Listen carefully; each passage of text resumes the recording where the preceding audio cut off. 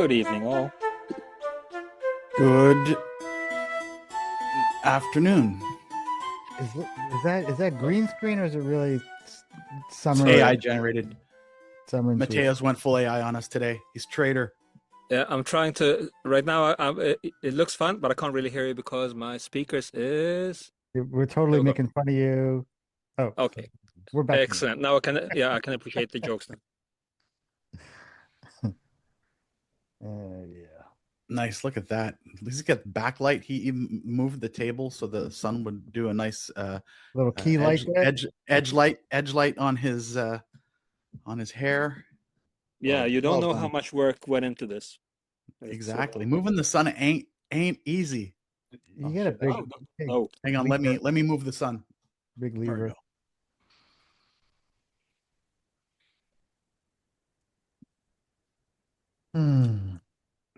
Did you go to the rocket factory, Julian? Did you get that at the gift shop? This was years ago during COVID. He did a thing at LACMA in the front lawn, which was amazing. The NFT rockets. It was the NFT rockets. So they're Oh yeah, I remember that. who had NFT'd them, and they opted to have them launch them. It was great. I mean, it was like such theater, I gotta admit, because they had a big countdown clock, and of course, all the. I mean, there's a little bit of part of it where you kind of like you're doing the one of us thing. You're unsettling me. A bunch of his little minions, live minions running around and cosplaying NASA technicians. Amazing. Yeah.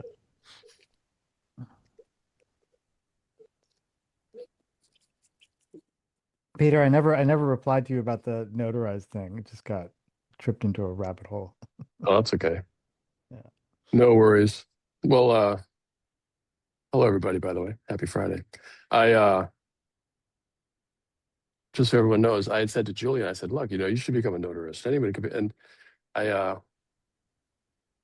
because sometimes I get this when I'm out there talking to people, they're like, oh, what does it take?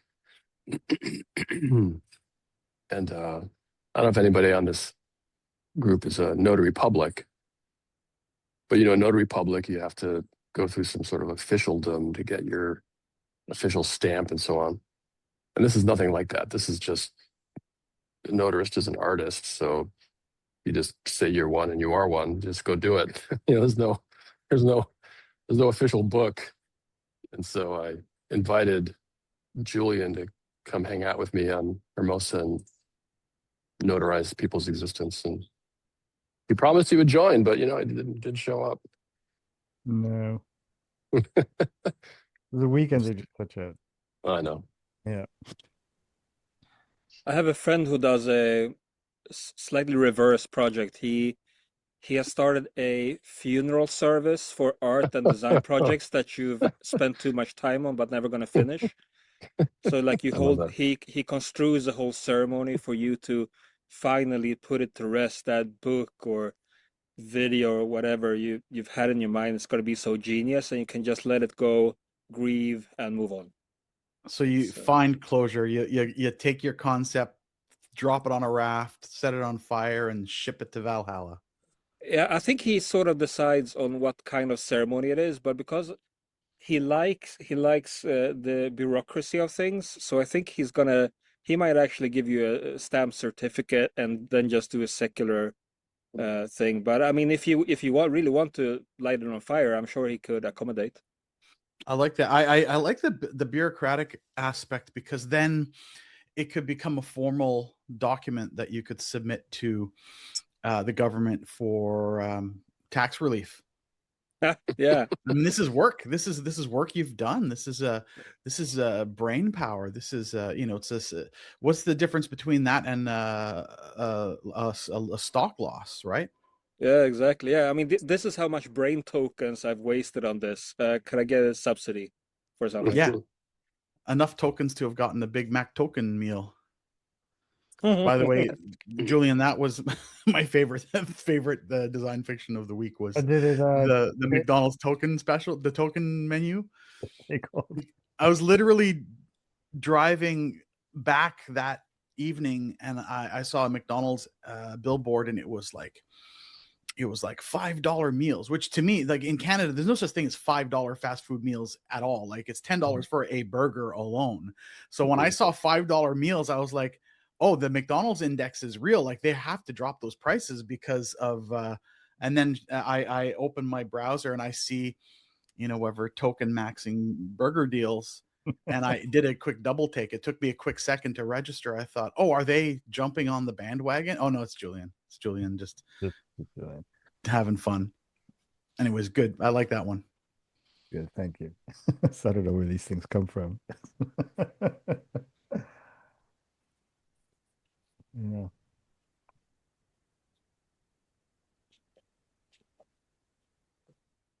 The death ceremony idea is interesting. I literally just got off a call before this. We're just talking about software and sort of a similar thing, which is there's a quote which is, software is never finished, it's only abandoned. And it's because again that there's this how do we stop innovating? Just stop it, ceremony. Yeah, it should Steal be that like line from art. like how people get like do not resuscitate tattoos. Should be Yeah, something like that exactly. for your Git repo or something. Yeah. Yeah. Wasn't that line about art? And I think art's older than software, so I think they stole it. Oh, maybe it's true. I haven't heard Art's it for never art. finished, only abandoned. I've heard that from Picasso, but then I heard it in a show last night that was supposed to be in a time period, I think, before Picasso. So I don't know. Oh, so yeah, that's a great point. I've only known it in the term of software, so but it applies to, I guess, a lot of things that are human. I love the line, art is a lie that tells us some semblance of the truth. So could we do that to software is a lie? I don't know. Does that work? Probably, sure. I can on that topic is such a great segue. I can recommend the Making of SimCity book that cropped up like 6 months ago in the Discord. Yeah, I've I heard forgot about the that. author. I have it somewhere. Yeah, it's fantastic. Goes through like exactly the origins of simulation and top down and bottom up approaches to simulating cellular automata. I don't know how to pronounce that in English. And then it just Pretty the good. last. I couldn't Thank you, pronounce it thank in you. my head. How do you say that? And then it moves on to like the last chapter is just a SimCity and will write development and stuff.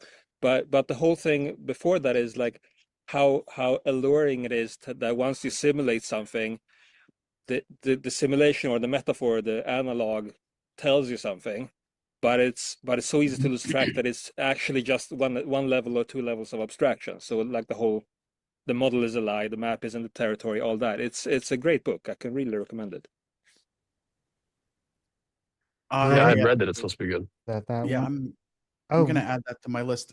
There's a thing that reminds me of what you just said. Is I just started looking at it. It's called a worldemergence.ai. I just popped the link, and it's simulation. It's AI agents simulating cities, and I started looking at it because I was reading down like a rundown. I'll paste this into the Discord, but one of the details was that Claude Sonnet's 4.6 town logged 0 crimes across full 15 days, with all 10 agents alive at day 16 and 332 votes cast across 58 group proposals. Well, that seems pretty good. For Gemini 3 Flash's town, had 683 crimes and was actively on fire after 2 agents fell in love, started burning things, and then one voted to delete itself. Yeah, didn't like Grok also like burn after 4 days or something? My girlfriend actually. Yeah, it hit 200 crimes within 10 agents dead by day 4, while GPT-5 Mini posted just 2 crimes, but all its agents starved out in 7 days. It's fantastic. But again, it's such a fun read. But it's like reading a like recap of someone playing Dwarf Fortress. I don't really know what it means, right? Yeah. When you put it into that language, I don't know what it means when an AI commits a crime. And the articles I found didn't really explain it, but it's a fantastic read anyway. I'll paste the excerpt from But that was just reading into the Discord. I had this quote that I haven't really found who said it, but it says that design is like art where there are no wrong answers, but in design there are no right answers. There are only less wrong. Hmm.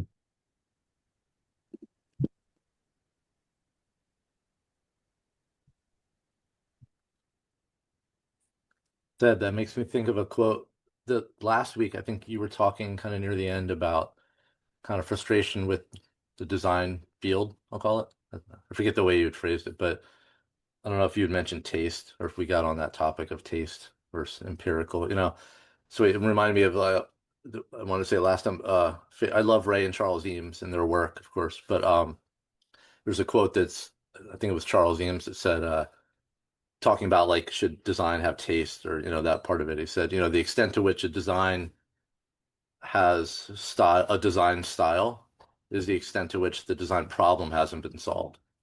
I know it's very Eamesy, but I always liked that quote. That's kind of Yeah. try to use it as a response to people when they say taste matters, but I don't know. I just like it. Yeah, I like it too. Can you unpack The thing about I- taste is that it kind of moves design to just like decoration or styling. And design is everything, right? We make decisions about policy, we make decisions about fund allocation, we make decisions about legislation, and those are design decisions, right? We select what gets to live and what gets cut off. Could you say the current That's it. administration has bad taste? Or no taste. Oh, you had to go there. Sorry, let me TiVo that. Go back 8 seconds. Never mind. You can't. It's in the database forever. Wait, is this being recorded, Julian? Always. I've never had the FBI at my house, but maybe I will. Well, this touches on something which first of all, I love Ames and I love that quote. And I've always been fascinated by this idea that there are potentially this idea of perfect designs or designs that cannot be improved.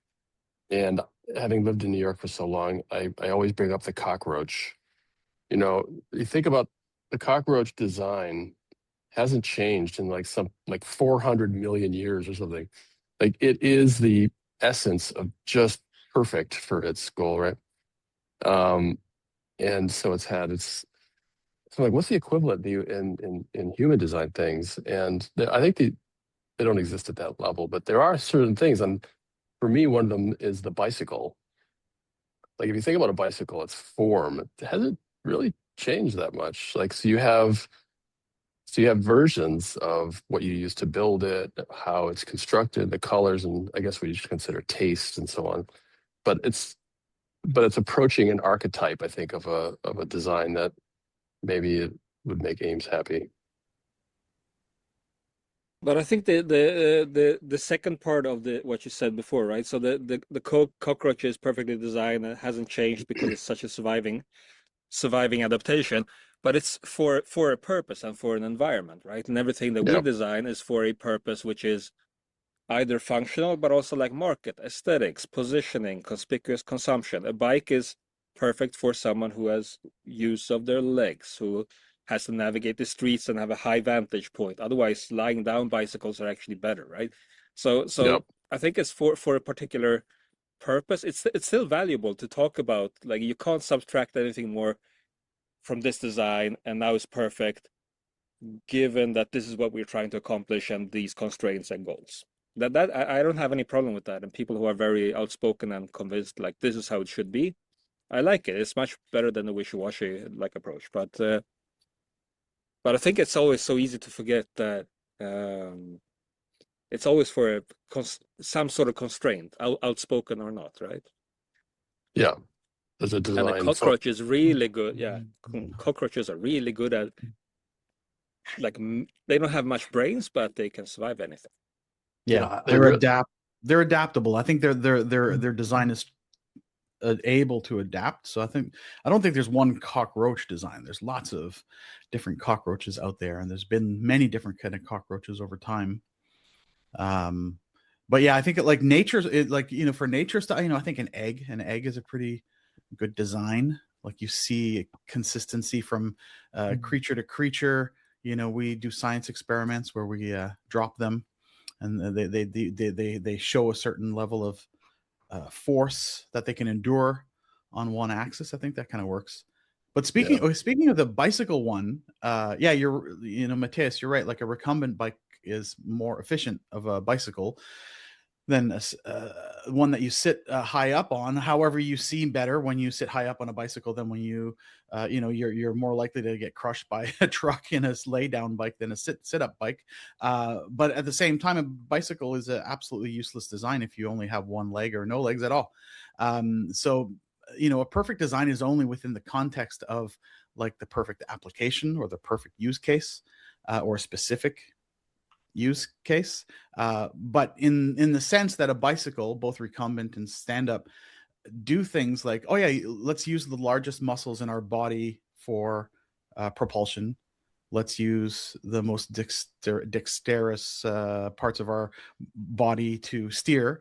That's very, you know, that's good design.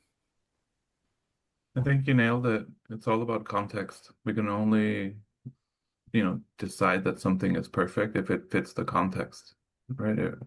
And it depends for what application you're trying to use. You know, And then I love. Seb, because to your point, which is think you know, I deal with this now with my own customers in AI, where you know, as a developer, you try to create an application that fits the context, fits the needs, fits the specific. But you know what's happening now with AI is that every user has a micro context, right? So yeah, okay, so yes, I'm an attorney. Yes, I work in New York State. Yes, I am a trust and estates attorney. Yes, I only have one paralegal. Like, so all these little, so the software itself, and what I'm referring to, so was like you said, there's no perfect design. There's only one that's less perfect, I guess what the quote was.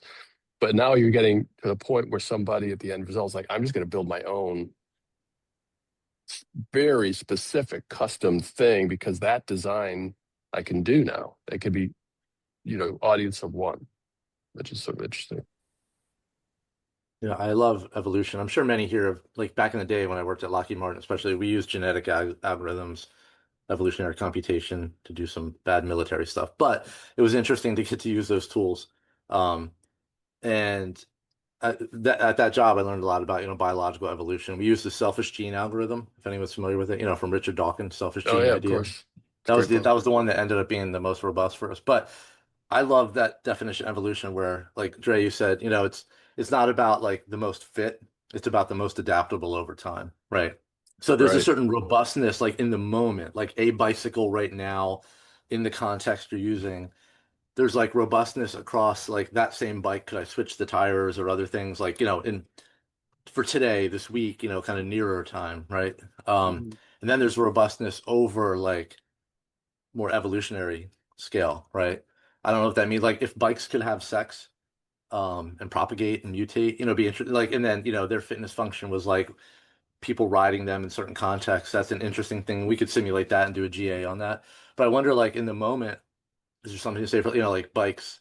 I guess, like, I don't know, maybe there's certain bike brands or bikes that are, it's easy to swap out the tires and do things, you know, like they're more robust even in the nearer times, right? So I like that evolutionary thing. Also, side note, as a kid growing up in Philly, we had a lot of cockroaches. We had the big fat flying ones in the basement, which I didn't like Oh the yeah. laundry room. But up in our Those are water apartment, bugs. yeah. And so, okay, it all felt like as a kid, it's like fucking roaches. But I will say, you know, trigger warning, baby. But I don't know what warning it would be. But one day I had a cup of milk at night, and I went in my kitchen, my apartment as a kid, drank the milk. I felt something in my mouth, caught a cockroach Uh, in my teeth, uh, and all like the 10,000 of his buddies escaped down the drain, I guess, before I saw them. But so yeah, they exist in all kinds of contexts. Joe, come on, get out of the milk. He's like, Yum. it's really good. I Yeah. got it.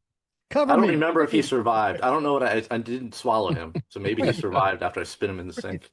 Lost It was a definitely leg, a but went her. on. Lost a leg, but grew another one. Yeah. I have lots of funny cockroach stories, but we won't go into those. There were water bugs. My brother and I Same. were always like, these things can't fly. They keep like slamming into the wall. We almost felt sorry for them. It's like, what are you doing? Yeah, water bugs are terrifying. Absolutely terrifying.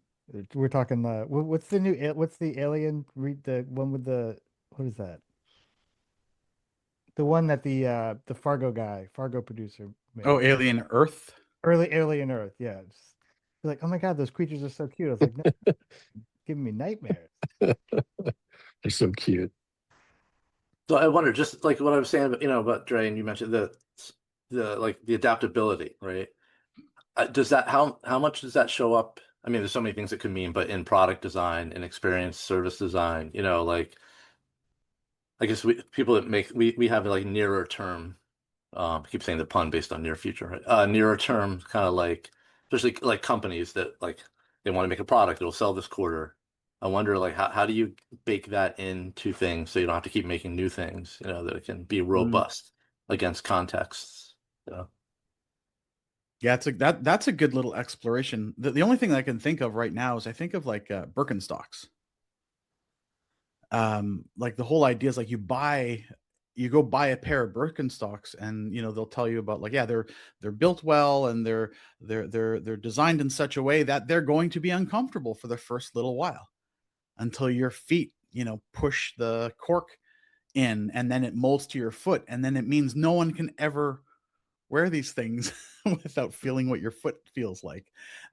So I do like that, like a good pair of shoes. But Birkenstocks are weird because they kind of mold to your feet so specifically that you could never sell a pair used. Like they become yours and uniquely yours, and the design adapts because the product they're using is cork that will compress under pressure.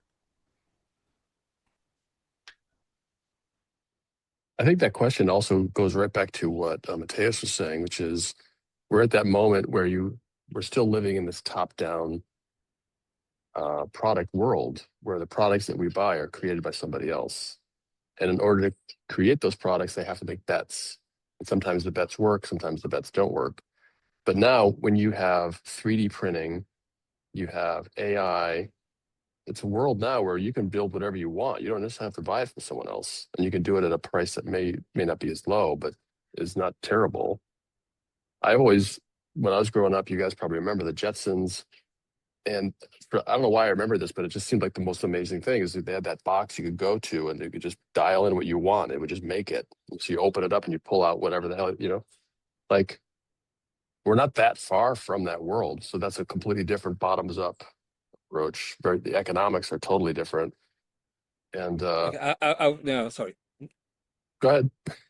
No, I'm gonna let me finish. I have a bad habit of interrupting. No, please. I was done. No, I was thinking like this. The good thing you brought up the Jetsons, right? Because the Jetsons are a fictionalized story. Whatever was going to come out of the box was exactly matching their things, their intention and wishes and needs, unless it served other purposes for the story, which serves us as an audience. I'm thinking like I see where you're going with the 3D printing and the AI agents creating custom front ends or chunking our data or whatever. The problem is is validating that this is actually what you want. I think I remember I think I built my first 3D printer like 20 years ago. No, not 20. That's too long. Anyway, Yeah, early on, it was and to I 2010 is now when the patent was lifted. yeah. So I built like the second the RepRap Prusa or something, and I remember the discussion in the community, which was awesome. Now we can imagine, like right now we're just doing goopy small frogs, but imagine we're going to be able to print our shoes. We're going to do, and it that didn't really come to pass, even though people are doing it with flexible materials and combining with laser cutting and molding and other stuff.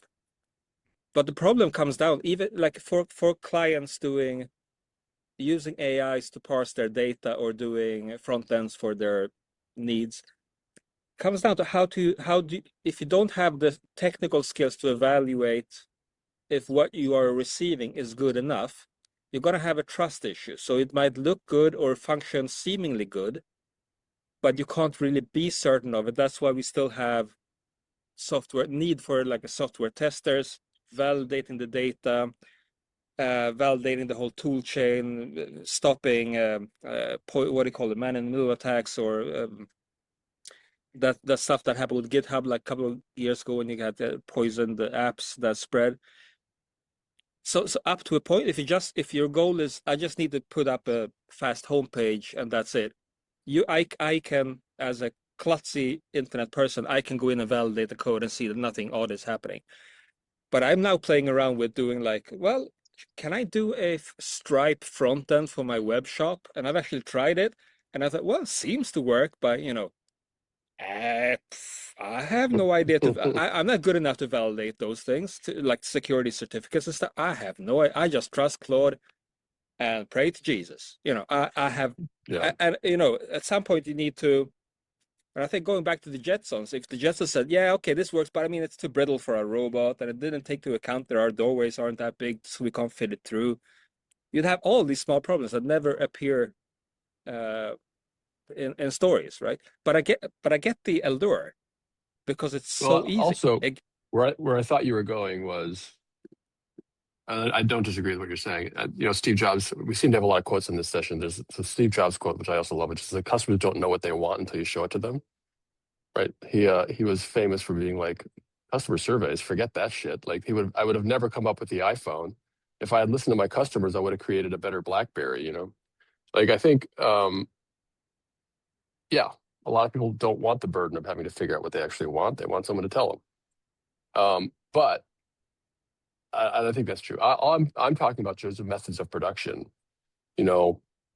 Once you figure out what you want, how do you get it? We've all been in the situation of like, I really would love that. Oh, it's out of stock. Right. And that's an industrial era problem. I think that may go away. So the Jetsons thing saying, oh, I really want size 12 of that awesome sneaker, but I couldn't find it anywhere. I'm just going to go make it myself. Press a button, boom, done. I'm just going to jump in and say I think that Steve Jobs quote is misunderstood because when we're doing research for product development or to test a service in government, we don't ask people, hey, what do you want? Because they don't know. We engage them in conversations so that they can tell us their life story. And through that open-ended process of listening to them, we can find what problems they are experiencing and what they are trying to solve.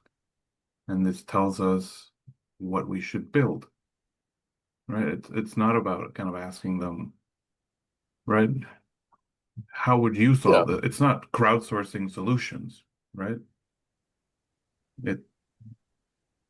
It's about understanding what problems they need solved and what they can't do and what abilities we need to give them. Yeah, I agree with that. But I also think the nuance of that quote is that people aren't necessarily always great at recognizing the problems that they have. And so it takes somebody else to figure out, hey, this is kind of cool. Like the iPhone is just a piece of glass. What problem does that solve? Well, there was a research that when I was back in Nokia, I don't know, whenever 10 years ago or something, I remember seeing this one book that had been put, internal book that had been put together based on research where they went to different I think it was like maybe it was like India and a bunch of other places that sort of corporate anthropologists used to go to, and they did that. They asked the questions like, "What do you want in a phone?" And it was beautifully comic what people said they wanted. And I just remember this one thing with they give them like a little templated piece of paper, say like, "What do you want?" And it was like a phone with like a cup holder on it, and this kind of thing was just like, okay, thanks for your input. yeah. It literally was these Anyway, beautiful things that it felt like they came from the expansive imagination of an 8-year-old. Like, and it should have like a little key holder on it, like a little hook, like we've got at our house by the front door. And you're like, I get it. You're sensing into something, but um, it's got to come off of a factory and fit in a box, this whole thing. And it's got to feel like it belongs in the world, this thing. So It's That's Unless you fun. like go, the that's why I take the Simpsons Steve Jobs episode, right? thing. It's kind of like, well, I'm just living in a different world, and that's the thing that I do. I just imagine these things that other people are like, it'll never happen, Steve. And he's like, well, let's see.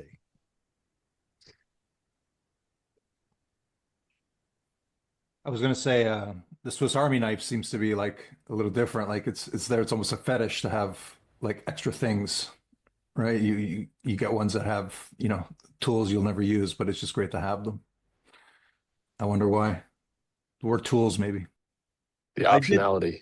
I did a thing in the year 2000. I was working on Sony Ericsson, and one of the things that we did is I got everyone in the creative department to come to the table, and we said, like I said, empty your pockets, everything in your pockets, like, and we put everything, and the exercise was like, now let's turn this into one handheld device.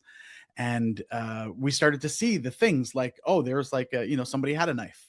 So why do you use a knife? Oh, I needed to open up, packages. Okay, cool. So does it need to be a knife, or does it just need to be like a sharp thing to open up a package? Most people at the table, because we're all degenerate smokers, had lighters in our pockets.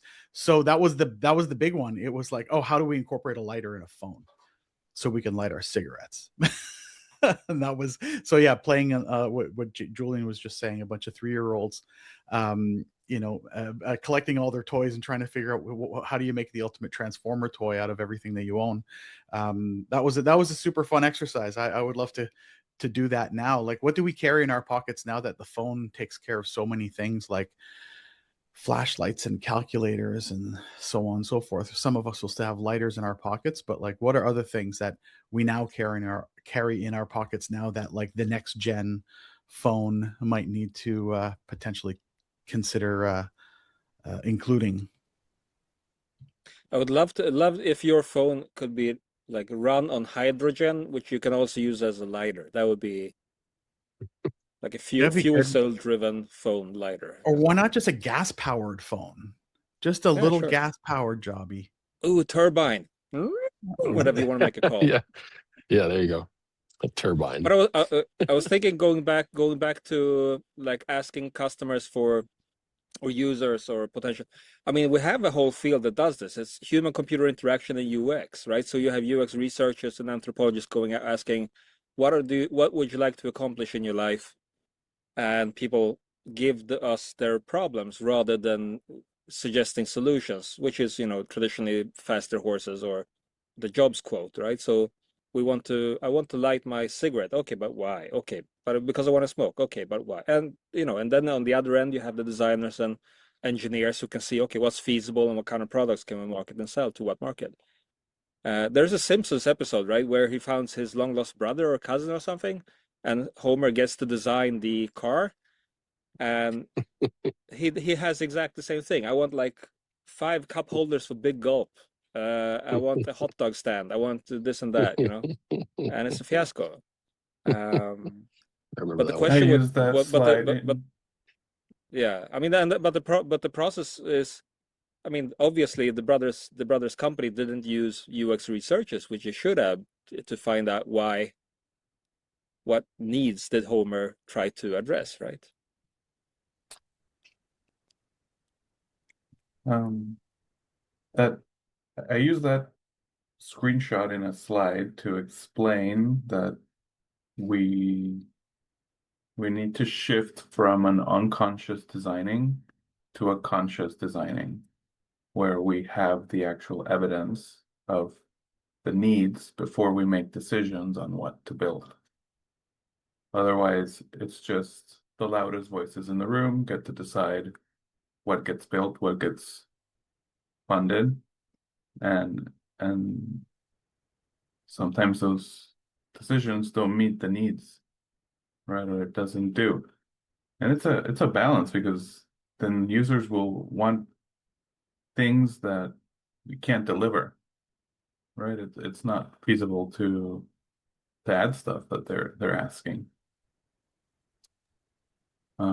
It is a fine balance between the two.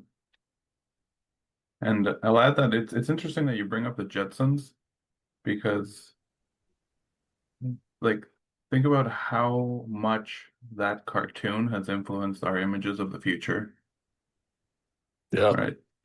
for sure. Uh, maybe we're just constantly trying to build that future, right? Instead of kind of imagining different futures.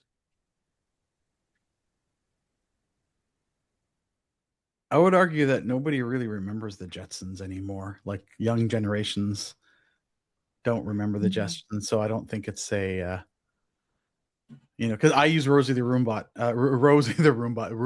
Rosie the robot as the precursor to Roomba in presentations, and I've noticed like a bunch of young people would be like, "Yeah, I don't know what you're talking about." Like Rosie the robot makes no sense to me, and it's like, "Oh yeah, of course you grew up on Pokemon." I was gonna say Pokemon, what that are you, grandpa? It's like a last airbender. It's like, Yeah, right. yeah. Yeah, exactly. It's like, okay, all right, everybody, I want you. You remember when Steamboat Willie went and did that? You're like, what? you have to say which Airbender, the good one or the bad movie. So I love the discussion. You know, before COVID, I spent a lot of my work, like 20 years, doing research in like people's homes, a lot of kitchens and like workplaces, observing. Like Seb, like you were saying, it's I would always try to articulate that like I talk to people, but I usually ignore most of what they say and just as use it as a way kind of feign listening to gain trust, for the most part. I mean, terminology matters, patterns of language matter, but I really want to see what people are doing and look for evidence of prior actual behavior. Even an empty kitchen, no one in it, can make pretty good observations of stuff. But since Julian mentioned 8-year-olds and Dre mentioned 3-year-olds, so I will say I had a lot of fun for a year and a half when I worked at Google. I was the design researcher on a project for kids, focusing age 3 to 12. And of course, it comes with, and having studied a lot of interaction design with children in grad school, it was insane to actually get to work with kids like on a daily basis. Like I learned when you do a card sort study with a 3-year-old to laminate all the fucking pieces of paper. Because this one kid just like when we were done, before I could get a picture of the piles, he just like blew for fun and all the papers are up in the air. Um, but also the idea that, even so with adults, you want to observe because people can't usually articulate well what they're feeling, thinking, contextual complexities of their emergent needs, all that stuff. They're not aware of it at that level, or they think the stuff that we're really interested in isn't interesting enough to mention. I find that a lot, right? That's just Yeah. daily mundane, but we can see patterns across a lot of people's mundane, right? But with kids, it was really interesting in that it was harder to get to that to understand what constitutes like value to them. And we had this one rule that I want to mention um, that came somewhat from one of the theories, we were applying where we had this group of kids that were like cohorts that would come in a couple times a week. And we called them gigglers because it was Google. And we had this rule that adults were allowed to mention something. So when we were like coming up with ideas, putting post-it notes up and doing affinity diagramming, we were allowed to mention an idea if we really wanted to. But if not, at least one kid took it up and kind of like took it up and like reappropriated or appropriated, like did something with our idea, like quietly kind of removed it from the board because we were trying to be very careful of adults coming up with ideas and pushing it on kids, even if it was like an observational insight we made. So that was always like interesting to give the power to like kind of the insights of the kids or the interest of the kids in the moment. Yeah. Yeah.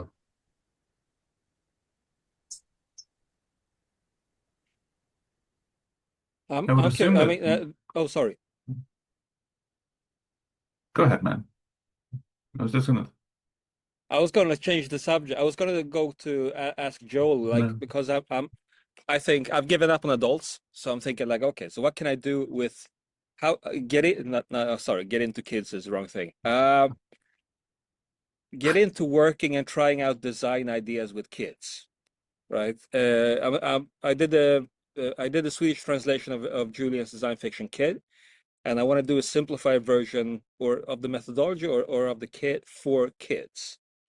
For to teach and do foresight. And I've talked to some teachers and pedagogy people here in Sweden, but I don't have any background of it. Thing is, I'm not even that fond of kids, but I recognize that it would be such an interesting thing to do. I don't know. I don't know where to start really. One thing I'll just say really quick, take like what I was talking about was like it's an extreme version of participatory design where I would say if your interest is building anything, but you're talking about like a card-based thing, I would even like Or yeah. something, yeah. Yeah, I was gonna say even like loosen the constraint of card and just I would do it with children where like as all the good design we do, don't focus on the output, focus on the outcome. So like think about like what are the outcomes you were hoping to achieve by creating this thing or whatever form it might take, and spend time with children. You know, like also one thing I liked working with kids so much, even before I worked there as director of UX at a car insurance company. My first week in that job, we had Bring Your Child to Work Day. And my boss, VP of marketing, said, "You're going to get 20 kids every hour. You need to do something with them. You need to entertain them." So I actually put them to work. I broke them into like 5 groups of 4. And we did a design studio workshops every hour. And I just told the kids, "Hey, we're trying to design things that your parents would notice at their house." And just the trick is to like under design the workshop method, I'd say. So that's why I recommend. Sorry, long winded, but literally use the No, kids. Use not the kids long-winded to help. enough. Yeah. Yeah, use the kids to help you design even the methodology you're using to work with kids, and like say the least amount, watch the most amount, and just let them go off and find patterns. Yeah. That's cool. I like that. I like telling kids that this is what I want you to help me to solve, and then see how they solve it. Yeah. Also, one See less. how they It's the do it. kid. I found kids are like so not like us in that I don't know, watching people collaborate, right? You probably all seen this. If like I like whiteboards because you can, and it's hard nowadays to do that physically. You can easily erase it. So if you feel embarrassed by something you wrote, you can erase it. Versus like I've been in environments with adults with paper, they hesitate more to write because if it's just paper and one of those like easel things, it's like, oh my God, my boss is going to see that idea tomorrow. I'm going to be blamed for it. Kids don't fucking hesitate. They, in general, from my experience with them at least, kids are different. People are different, but you can run these kind of workshop methods with kids that it's way more flow, way more just like tangible flow, visceral. You don't have to be like, which adults are willing to get up at the board? They all rush up. So you have to do it differently, but it's really rewarding in that sense that they just participate, they play. At what age does that change? When do kids become more self-conscious and hesitate? Because I remember, like, The moment they if get in you're a bit, trouble for doing something creative, and a bad uncle or a bad parent says no, don't do that, then it all that's just they're just gonna hide it from that uncle and that boring adult. But I'm thinking, like, at some I don't point, think so. I think it's scarring. you I think think, it's There's, like an originating trauma where if they there, after 6 years or 12 years of therapy, they're like, oh, you're fucking right. And I always so knew something Mo was Willems. weird about that uncle. hmm. You He's guys, always my pulling partner nickels out of has my she ear. has a cooking school for Serving. kids, so she does kids camps all the time. And I think one thing that like I've heard from her is that it's not like kids are not uniform. There's a herd mentality. Like some days there's a group of good kids and they actually listen, and then there'll be like a little group of demons that just there's no stopping them. Once the herd starts to take on its own personality and character, like you may not be able to manage them. Lord of the Flies. Yes, I exactly. was just going to say that. Lord of the Flies. It's so funny. And that comes out of like, the parents. I know the parents like all hooligans, so that they just let their kids run, crazy at home. And then they bring that same behavior characteristics down to the workshop or whatever like carries on. So a great discussion. Yeah, no, I get like the herd of demons. That's sort of a bit why I'm not that fond of kids because they're so unpredictable, irrational. It's like drunk people. I just get annoyed. But I was more thinking, like, someone mentioned about when teenagers become embarrassed. Was it? Oh, Joel, you mentioned it. Yeah, I'm gonna check that out. What she has to say. But um, yeah, like once you become aware of the herd or your social standing in the group, or when it becomes, ooh, I don't want to embarrass myself in front of Lisa. that's where I stop writing on the post board, right? And I figure it might be like 11, 12, 13 years old, something like that. And I want to make sure that I think the goal here would be to see how can we empower kids to believe that they have a right to speak and think about the future with each other, and like just allow them to do that, because most of the like teenagers, like 12, 13 and upwards that I've engaged with, they're so scared of doing wrong or doing something unorthodox.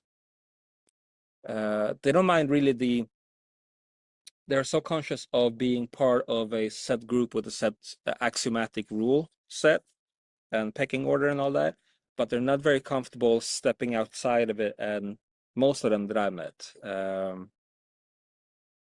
and I figure if we can get kids to actually believe that their thoughts on the future matter, that might stick with them. I think that's the goal of this exercise that I'm doing, and why I'm interested, I guess.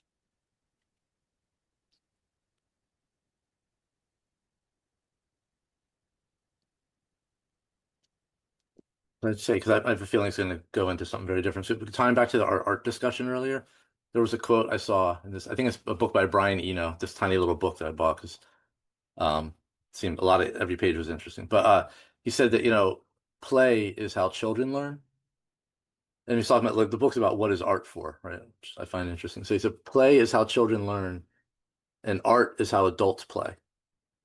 Because again, there's this embarrassment thing. As we get older, I think a lot of adults, we might play sports, but I think just play, that kind of unbridled play, some people as adults might feel too embarrassed to look silly or whimsical or, play. And I find that Childish. interesting. Yeah, exactly. But it's like a compliment. If someone tells me I'm being childish, usually my wife will tell me, I'll say that's a compliment. So I find it interesting that, the kids learn through play. So that's one, like get them playing, and maybe that breaks down even the 12, 13-year-old, play video games, play whatever. If maybe they'll get in that flow and forget the embarrassment. But I love that as adults, because I try to understand why I like art. That's why I was reading that book. I love that idea that like then art is how adults play, meaning we can have conversations around it, like that wonder. We feel that those feelings, those emotions, right, around art. Mateos, just thinking outside the box, not outside the box, but my own experience a little bit. I was very introverted as a child. I had a very dominant sister who I loved to death.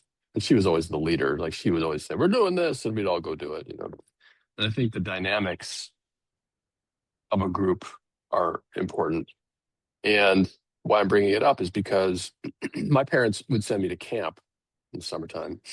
And so I would show up in this camp in a dynamic of some, whatever, a bunch of kids. And the initial dynamic, like at the very beginning, was very much, who's who in the social pecking order, right? So I was never the leader. I was always quiet. But then over time, as trust was developed, then everyone kind of felt like they could be who they really were, right? And so I guess what I'm saying is that if you want to put together a group, maybe the idea is to not have it be a short-term thing, have it be a longer term, so that the dynamics of the group develop this trust, and so they can feel free to say what they want to say and participate at the level that you're really looking for, which is honest and open participation. Yeah, that's great observation. I mean, the not the problem, but the challenge would be that this would be the goal is to come up with basically a workshop tool or a game or some way of thinking or playing that you can drop in and create those conditions, right, which are open, as opposed to being a teacher of a school or the person responsible for a class in school, and like over time being able to foster this kind of understanding and trust and so on. But yeah, it's difficult. Yeah. I think with kids, again, speaking for my own, I'm watching my own kids, those initial like just dropping it in, the way a child reacts initially may not be how they want to react. It's just how they feel like they should, given the social pecking order, right? I, you know, I have a great idea, but I'm not going to say anything because, Billy over there is the leader here, and I don't want to be,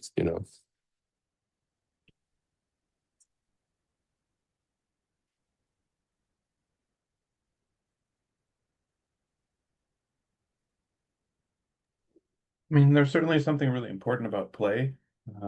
I know that a lot of people working in futures are trying to develop games around imagining the future because it it changes the way that adults behave, right? All of a sudden they can experience things differently.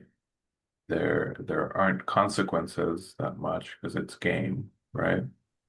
And um yeah, I'm not super into that whole gaming stuff, so I can't really speak for it, but I know that there is something valuable there, right? In both ends of the spectrum.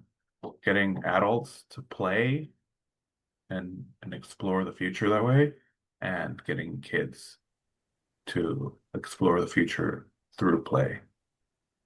I think both would be very useful. Might also be. I'm kind of getting a sense that we're getting much more serious. I'm sure there's waves in history, and playfulness, while always nice, I think kids are actually getting much more serious this generation. They have a lot of worries, and they're focusing on financial planning, or whatever it may be, or just trying to survive. So yeah, maybe. Yeah, well, I have nothing to say about that. It's not so playful now. Um, so how do you deal with that? Maybe that's why I we're pulling away from global initiatives. Sorry, yeah, go ahead. no, I mean that's it's a good observation, and I think that it's kids don't have as much to play with. Like when I think of like my childhood, waking up early on Saturday morning to like watch cartoons, which were basically just advertising for toys. Um, and I had toys. I had Star Wars toys and I had GI Joes and I had all these types of stuff, and I played and I engaged my imagination and I had tons of fun. Uh, Kids don't. They just have an iPad. They just give them an iPad when they're a baby, and then there's no toy that matches what an iPad or an iPhone can do. And like Toys R Us, are they even in business anymore? Like, are there toys? Like there are, Pokemon sticker packets, collectible type of things. But yeah, toys don't exist the same way that they used to. And play is now Minecraft or Roblox and all virtual and on a screen and, isolated, social digitally, but isolated physically. No one's scuffing their knees. No one's getting hurt. No one's getting into trouble. No one's having cops called on them. Like all the, no one's getting beat up. Like, we've made bullies a bad thing now. It's like all the stuff that like make you a well-rounded human has been basically eliminated, turned into a phone that is like hyper protected, parental guardianized. So I, I mean, I would be cautious about generalizing that all of this doesn't exist because I was just looking at the Facebook community. I don't know what it's like where people talk in the city I live, and they were talking about their son getting jumped by 12 kids and getting beat up and had their whole backpack raided, right? And there are gangs of teens running around the I, I, I city. don't think I don't think Trey Yeah, was talking I about like mean, but brutal if they had assaults. been yeah, on a BMX I'm not bike, talking. It was more like, like, like pushing people around. Maybe it's a male thing. I don't know. Yeah. but if they had But been like us Um, growing up on BMX bikes, they would be out riding their BMX bikes, not beating each other up. They would be on the racetrack catching air, or you know, like having the fortune to have grown up on a BMX bike is like amazing. I wish more kids were BMXing like we did when we were kids, or skateboarding, right? Bikes were the best for me. skateboarding. I spent my whole day on a bike, Right. man. I could just never stop. I didn't want to get Totally. off, Yeah. like frankly. Yeah. Yeah.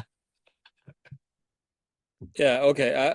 I think my I would go a different route. The problem isn't that kids aren't playing. It's like everything that they do, even if it's mediated through a screen, it's in front, it is everything is social, everything is recorded, everything is judged by an unfathomable potential peer group that's going to judge them, uh, and they have to act accordingly. They can't make an ass of themselves, like running on a biking on a BMX. They can't do it if they potentially know that they're going to end up on a fail video which is going to get remixed on TikTok. I think that's the dynamic that kills the play. It's not that they don't play, because watching my what do you call it, bonus daughter, my adopted kid anyway, her growing up, she was very conscious about when she performed for a doing musicalies or TikToks later on. She was very aware that one of them, the algo might surface one of those things, and she would get, praised, harassed, whatever. I mean, it was play for her doing it until she tripped the social discoverability algo, and suddenly she's being interfaced and interacted through Yeah. TikTok or Musical.ly, and but her peer group is like global, so you can't really. And who would like to build something play in the room with Legos if you have a camera all the time watching it, and any second someone can put 1 million people can pop up and say that looks like shit, Yeah. or congratulations, now you have a sponsorship. I I went to mean, get it really went to get ice distorts the cream whole last thing. night, which I don't normally do at all. I was like, I need to go to Handles and get ice cream. And it was like an hour before they closed. And I swear it was like, I don't know if like a football game. I don't know. There were just tons. I was like, I wasn't expecting a lot of people. I thought ice cream and go. It's like a counter. It's like what, outside outdoor thing. And I swear, so I was waiting a long time. Chewie and I were waiting maybe 25 minutes in the line, just hanging out. Nice, kind of like cool, warm summer day in Santa Monica, the evening in Santa Monica, late. 9:30, and this kid nonstop, I swear to Christ, was just whirling dervishes. I stopped recording after a minute because I was just like, this is ridiculous. But there was something so beautiful about it. It felt like this would be in some earnest, Gen Z band's music video, would just be this kid nonstop. There was nothing. I mean, I was like, does he have any adult supervision? There was no adult around that seemed like they were indexed to him as their responsibility, literally. And so in the whole time I'm in the line, like I'm saying, 20, 25 minutes, there was a gaggle of, I'm sure they're perfectly fine, but they also seem like, ooh, that's the clutch of girls that I would stay away from if I was in high school. They just seem like the mean girls. And they were sort of pointing and snickering at him. And I was just like, you guys are getting it all wrong. This kid's got it dialed in. He's got it dialed in. And is he That's recording? Is he making a little video? And I thought, like, if he was making a video, it would have been like 12 seconds because he would have been very conscious about, how TikTok responds. He just kept going. I swear when I had my ice cream, I ate, they give you too much. So I was like, I'm gonna have to gobble a bunch of this before I get in the car with the dog, otherwise it's gonna be a mess. So I'm sitting down, like, eating the ice cream, starting to feel a little bit sick. I was like, I shouldn't have gotten this. And I'm backing out of the parking lot, and I'm like, the kid's still going. That's like, I gotta be careful and steer clear of him. And sometimes I remember one time he stopped and he enjoyed the whatever it was that was going on in his head, because he kind of like started just kind of running around in circles, and then he went back to it. So, you know, I guess the one thing is be like, well, maybe he's on the spectrum or he's off his Adderall, but it's like, stay off of it, dude. You got it all figured out right there. Anyway, when we're talking about kids and play, and shared that article in the New Yorker, I fetishize biking, but seeing all the ways in which kids are playing, not all of them are on the screens. I'm just saying that as I think it's easy to kind of blanket that statement, and I know a lot of them are for sure. But these kids, just in these riding their bikes and finding a new way to kind of express themselves. And they're also, I don't know, who tracks this stuff. I feel like this is something Joel would track. Like, research is saying the kids are like, no, we're not into it. Wasn't there a spate of articles like a bunch of people gave commencement addresses and the audience started booing when they were like, AI is the future, and they're like, boo, hard. Did you guys read that stuff? See that? I don't know. What, I think we'll be okay. I guess is what I'm saying. He's still going. The first thing I thought of when I saw that um, was that he and his friends made a bet as to how long they could do this without falling over. So they're like, I'm going to do this for as long as I can. And then they sort of had a contest, but Yeah, totally. who knows? I mean, I wish you, I mean, part of me was like, is he okay? Should I check in with him? Like, where's Yeah, adult supervision? But there seemed, he was just in his own zone. I can't emphasize how much that felt like that. Like he didn't give a care. He didn't care who was looking at him. He didn't care that the mean girls were, you know, pointing at him and then turning their backs and obviously snickering at him or whatever. They weren't that bad, but they in the car in the who was it in the movie version of this moment, they would have been really bad. They would have been real mean girls. A couple of weeks ago, my son went out front before I took him to school in the morning, and I saw something like fly through the air. And when he came in, I was like little, because he'll usually go out and shoot baskets or whatever. I was like, "What are you doing?" He's like, "Hacky sack." And I was like, first, how do you know what a hacky sack? Like 30 years ago, a lot of my friends were really into it and stuff. And then the last couple of weeks after he did that, we've seen pockets of teenagers in our town, like at track practice, there were like 4 or 5 kids in a circle doing it.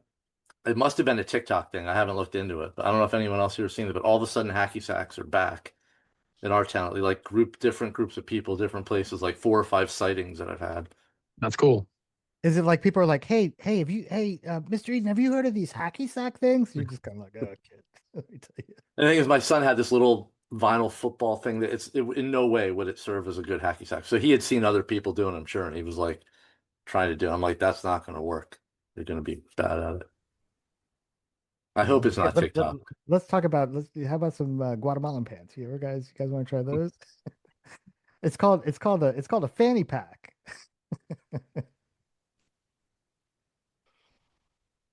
And Dre, I'll say my son, who's 14, he's my youngest, only boy, but the last 6 weeks, every Saturday, it was this group of another 8 or 9 boys. We know who most of them are, or know I know their parents. It's funny, like a few of the parents are like startup founders that I know, but like funny, the kids all get together, and we're worried that there's going to be trouble. Like I can track where he is, and like we'll see like the herd like going out of our town. We'll just message him and act like we don't. We're like, where are you going? They're like, so and so said we should go to a 7-Eleven. I'm like, there's one in our town. Turn them around. And I've asked him lately. I said, I'm pretty sure there's one kid in the group that's making these bad decisions. They've made some bad decisions in the last Yeah. few weeks. But I also think it's good. It's good. Come on, give us one. Get a little color to the story here. Oh, what bad decisions? Yeah, was it the time they went out with the crowbar and the wire snips? Was that the bad decision? No, I mean like it's not. The weird thing is the irony here is I told my wife it's nothing. They haven't done anything that gets near anything I did when I was their age, like illegal, like bad things. I should have died, that kind of stuff. Growing up in the city, so that's what's weird about it. But I feel like they're not educated, trained to deal with bad situations. You know what I mean? Like I've started telling them, do not steal, do not shot, like having those conversations. I didn't think, because I'm like, you're with a group of people. And so the funny thing was, I asked him, I said, hypothesis, or I said it like, hey, I bet there's one kid who's making these choices that we should all walk out of the town or like walk across like these main streets that don't have a crosswalk, like 4-lane thing. And at first he's like, no. And then he was like, yeah. And I guessed what kid it was. And I was right. So I think like those things are still present, like from when we were young. Oh, yeah. But the other 8 will follow. One kid just goes, "Hey, that would be cool," and then the other 8 are like, "All right, let's go do that."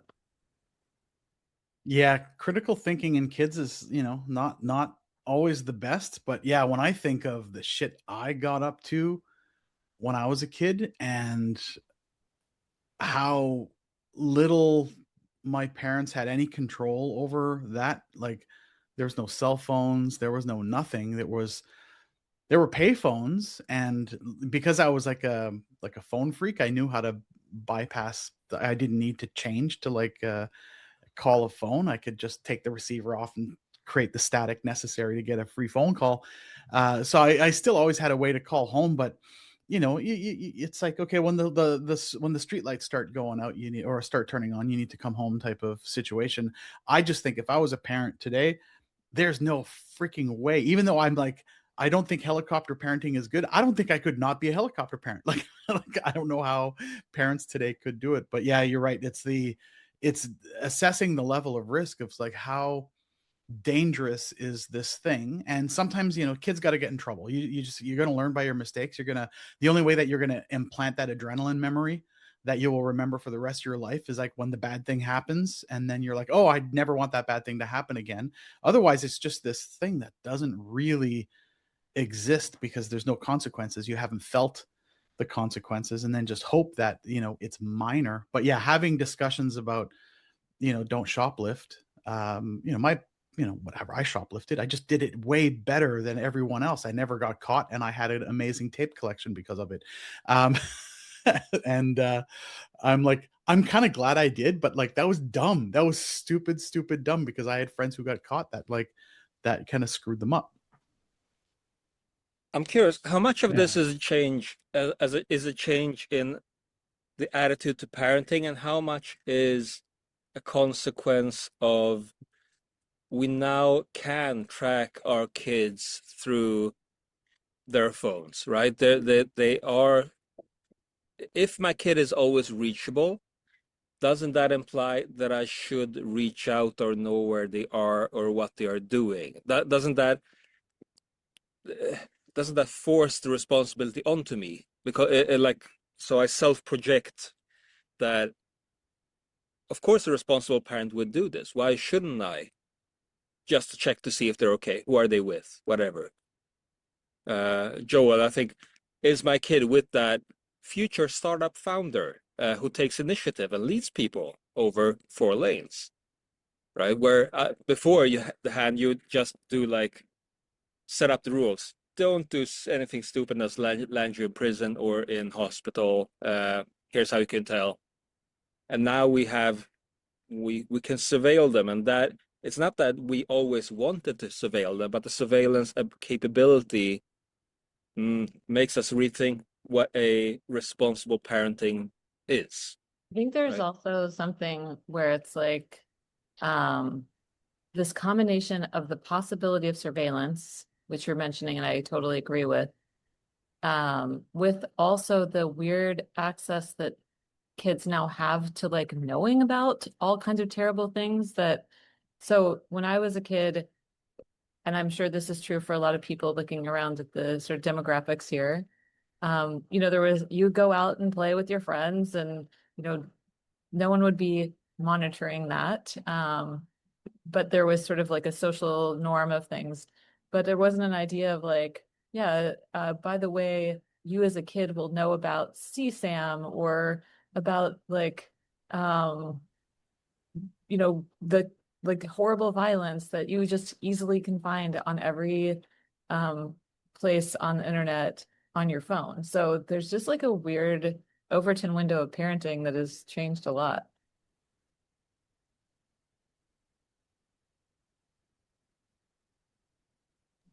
I was going to say, I take my daughter to school in a car in the morning, and I go with her, and I ride back, so it's a return trip. And I was talking with this great cabbie yesterday.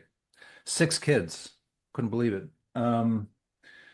He's the sole breadwinner, Uber driver. I don't know how to do it. And so we had this great conversation, and he said to me like, well, you don't have to like you can save money by like just let the kid. I drive kids all the time. Like, they're tracked. You got your app. You can see where the car is. It's like safe.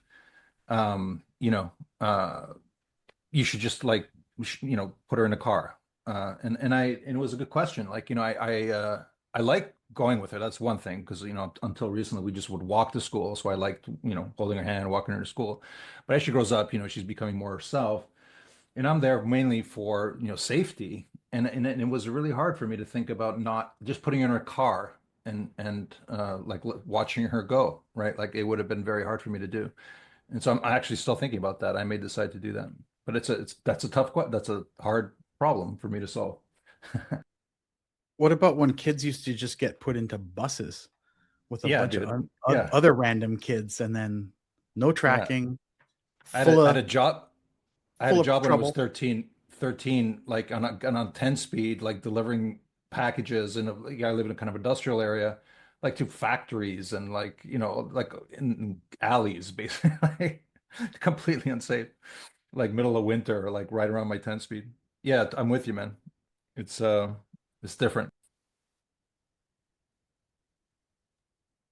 I also think that the surveillance is not free, meaning the act of surveillance itself causes distortions in kids' behaviors, right? So if you know you're being watched 24/7, that's going to affect how you behave. And maybe that's good, maybe that's bad. It's an area that I think we just don't, at least I don't understand well enough. My wife loves to keep track of our kids, and I'm like, well, I don't feel weird about it. Like if I was him, I wouldn't want that. And I would do things to not, it's a new world in that respect, in my opinion. Yeah, the other day I looked at my son's phone at the messages app. We used to do it more with our daughters, but like, and then I don't do it much, and I'm not going to do it anymore. My wife said something like a day after that about worried about the language or something he's learning, or he's in eighth grade, like he's on the football team, he, knows all the words, But I said, hey, I glanced at his messages yesterday, and don't ever do that, and he already knows all those words, like so. It's Don't weird. ever do. Yeah, don't like just I don't want it. Yeah. You don't want. I had Yeah. the AI moment the other night where I got flagged by the Google's it checks when kids use Google to log into sites.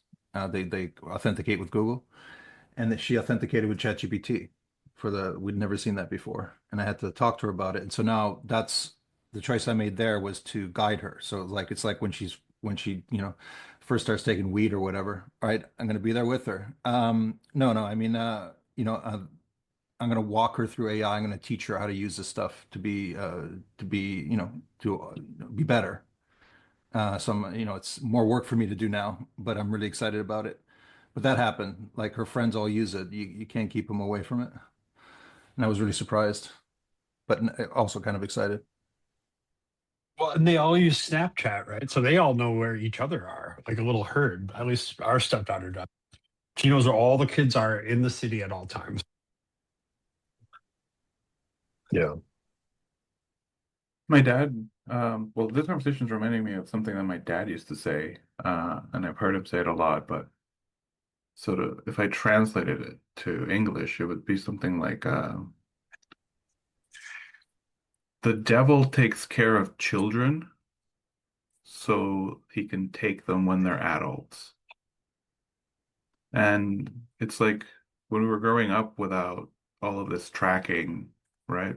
We were just out doing stuff, and like I probably shouldn't be alive, doing all those kind of stupid things I was doing, riding off of bikes and jumping off of ramps and, all this stuff. But this whole tracking of your kids, like, does it actually make them safer? Or does it just reduce your anxiety as a parent? I mean, I'm not a parent. I don't know that. I don't let my cat out, right? But um, does tracking your kid actually keep them safe, or does it just reduce your anxiety because you know where they are? It's more. I think it's more for the parents because, like, an air tag isn't going to stop the bully from punching you in the nose. Um, but to me, I think there's something else. In that, we've got, most of us went to government schools, right? You let's wake up first thing in the morning and clock 8 hours. Let's train you to be a good 9 to 5 working adult, right? Like, just kind of train that into you. And now we're in a world where it's like, well, let's have all the parents do surveillance of your family and your kids, because that's going to be expected of you in the future. The government's going to want to surveil you and know everything that you're doing. And so, is it a form of mental preparation that everyone's just kind of buying into? That's the conspiracy theory nut. But um, uh, I wanted to go back to like Sandro saying saying that you're going to guide Jay through these moments in her life, and like you jokingly said that when she discovers weed, you're gonna you're gonna guide her through that too, and I think that's a good thing. I think there's that but I had a friend whose dad caught him smoking, and he was like, okay, I understand that like smoking is a cool thing and you want to do the thing, so let's go get you a pack of cigarettes. And so they went to the store, bought a pack of cigarettes, and let's go home, let's go smoke these cigarettes. And they smoked all the cigarettes, and he never smoked after that. So there's that idea of like, I'll walk you through it, and I'll walk you through it very, very thoroughly, and you'll have the experience, and you'll know that I'm there. And his dad was like, do you want to go buy another pack of cigarettes? And that was it for him. So I thought there's like sometimes there's good ways of walking your there's extremely good ways of walking your kids through certain situations. Yeah. I mean, I think that the social media and the environment the kids are growing up in is fucking them up in terrible, terrible ways. But it's not the thing that I see the parents worry about, right? It's so what parents might be worried about is who are they hanging out with? Where are they? Are they, back home before curfew? Are they getting into trouble? But so the kids are gonna circumvent that. I mean, someone in the chat, I think Alex, right, posted that kids are always gonna be one step ahead because that's what kids do. They don't want the control, or rather, if they don't want the control, they're just gonna circumvent it. Obviously, I think it's much more a parenting thing, and what do we think as adults is incumbent upon us to track? And it's so easy to think, but we need to protect the kids. But I think we actually need to protect the parents because this is so damaging to people's heads. Like, I'm a parent, I need to keep track of my kid all the time. I need to follow this and that. I need to, filter the social medias, filter the apps, blah, blah, blah. I'm not saying not to have it. I'm not saying not to do the conversations and all that. That's part of the parenting thing. But it seems so wrong. It's well, damaging. It's If you boring, spin if nothing else. if you spin about the creativity, maybe this is kind of spins it back to what we were talking about earlier, because and rather than essentially having a system of rules that indicate, right or wrong behavior, it's simply joining people on a journey. And I think that's the hardest thing. It's certainly for me, like it's hard for me to just go with an idea. Maybe that sounds strange to say, but like I'm gonna have my opinion on it. I'm gonna want to get my opinion across. I'm gonna want to, adjust the question to, something that I think is correct or whatever. And it's very hard for me to just go with it, right? And I think that's part of what we lose, right? We don't just kind of go with things. And with in this situation, I think you just got to kind of, without any judgment, unconditionally, just kind of go with your kid and just explore it with them. And then you offer your perspective, which hopefully will be useful. But maybe that's something that we can, I don't know if you can teach it, but like I struggle with it. It's good to just be able to let go, basically. And so I'd rather let go with my kid and like to be there, but as a companion, right? And that's a good parenting goal, right? Or any like human relationship goal. Side note, I think I found like a management parallel to this is, the adage of whatever gets measured gets attention, Manage. right? And this is the same thing. This is the same mechanism. As soon as you can put a number on something, ooh, they're spending too much time. Ooh, they're doing this or that. You're gonna focus on that as a metric, I think. And the same mechanism goes for like hurting your kids, I think. Yeah, Anyway, going with just a that, I was throwaway trying to thing. think of like going with the adult world, business world analog. I think of like I don't know how to do this as a parent. I have three kids, but it's scary. To try to create like earlier in their life a safe to fail environment. I don't know if any of you have heard that term, like in the software design world, safe to fail. Like like ways that you can learn your lessons without kind of totally sinking the whole product company, whatever. I know with my oldest, who's 22, she was very neurospicy, you know, a lot of mental health diagnoses, and she had an IEP throughout middle school and high school. And we looking back, we feel like we overprotected her in high school to like so that she wouldn't fail classes, and then kind of fell apart in college. She got a scholarship for arts. We let her go off to college for a year and a half, and she just wasn't able to handle it. So I think, you know, I find some analog of that, and like with what we're talking about, kids roaming around and doing stuff where, you know, if you, at least in our experience, if we protected our kid too much, so she just never got to learn kind of the emotional, her own emotional kind of reaction to like not following through the way she should have, or something. So I think if you protect them too much and then let them out at 18, you know, maybe you did them a disservice. But again, it's that safe to fail, but not like don't let them die, you know. My parents, I think, did a good job in this where they said like we're not gonna not allow you to do stuff, right? Like you're if you want to go out with your friends, you're allowed to. The only requirements are one, that you have good grades, and two, that you let us know where you're going, right? And that gave me enough responsibility to know that I couldn't, stay up all night and not do my homework because I needed to have good grades if I wanted to hang out with my friends. And then it also kept them informed of where I was because I knew that I would just say, "Hey, I'm gonna go to this person's house." And they would be like, "Okay, we know that you're there." Right? We don't like that kid or their family or whatever, but you're telling us, right? So go ahead and learn from the experience. And I think that was good. It had freedom, but it had boundaries. What's the expression? You're like the average of the 5 people you hang out with the most, which is like a social version of, you are what you eat. And I think that holds true. I think that who you choose to hang out with will obviously form your activities and form your thinking and shape your opinions and your preferences and so on. I think of like the kids that I hung out with when I was a kid, and I just come to the realization that I was like just a super nerd.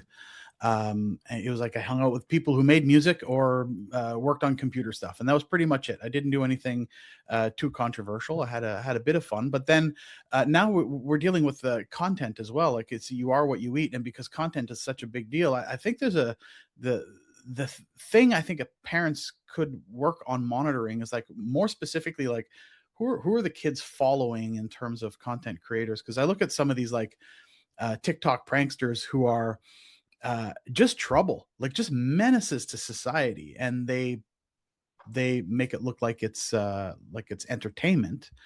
Meanwhile, I follow certain creators who I think would be like, oh, if I had a daughter, I would want her to follow like Zyla Foxlin, for instance, a maker, like super smart, great content. She has our pilot's license, like all these things that like a young woman could look up to as a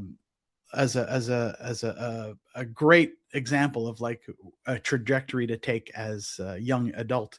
And I think that's it. It's not that's it as in that's the conclusive answer, but it is one thing is to pay attention to like what content is getting your kid all kind of excited and riled up, and how do you steer them to discover people who are being more productive in their content and not absolute terror to society. Yeah, I did a thing like I don't know 5, 6, 7 years ago when my stepdaughter was into Musical.ly and following influencers and stuff, and I just saw that it was brain. I mean, we know this, right? It's just the brain rot behavior.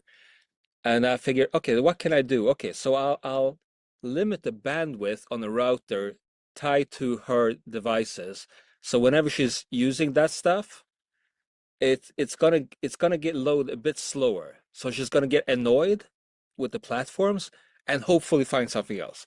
No, what happened was she went to her friends who had better connections with no disabled Wi-Fi's. So, you know, that happened because the kids are gonna kid, right? So it's But yeah, no, I totally agree. I mean, I try to be like prescriptive or inspirational, or look at this cool person in your age bracket who is also doing interesting thing and learning and taking power over her life.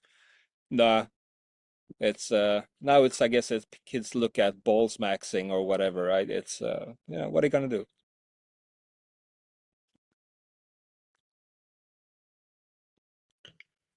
Oh, speaking of balls maxing, or no, or not balls maxing, sorry.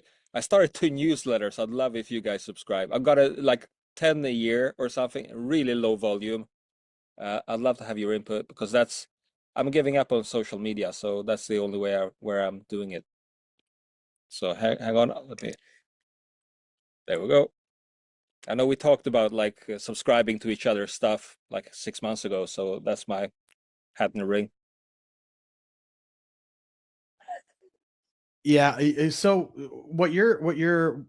uh, what you're saying in here, I'm just loading up your link. The owning your own social media, like or owning your own list of people that you can contact, like having that is like really, really important, because I think that the whole social media thing is, if they decide they don't, Twitter doesn't want you to be on Twitter anymore, all of a sudden, you do have no more Twitter followers. You have nobody to reach out to. And we're seeing that happen with even content creators who lose their YouTube channel or lose their Instagram. And oh yeah, this is great. So you've got it all listed out here. The thing that I've been playing around with is I've been experimenting with using agents. So I'm building a night shift crew that just does things while I sleep, and I advise a here we go. I advise a the Canadian Center for Food and Ecology here, and one of my beats is just technology and food sovereignty, and I pay attention to that. So I built an agent that puts together a newsletter for me every Tuesday, and I've only shared it with one person, but it's seedandsignal.ca is the address, and I'm slowly kind of experimenting with like how can I curate a whole bunch of relevant information for this very specific task, which is to just surface the most relevant kind of like food sovereignty, data sovereignty, right to repair as it relates to food and ecology.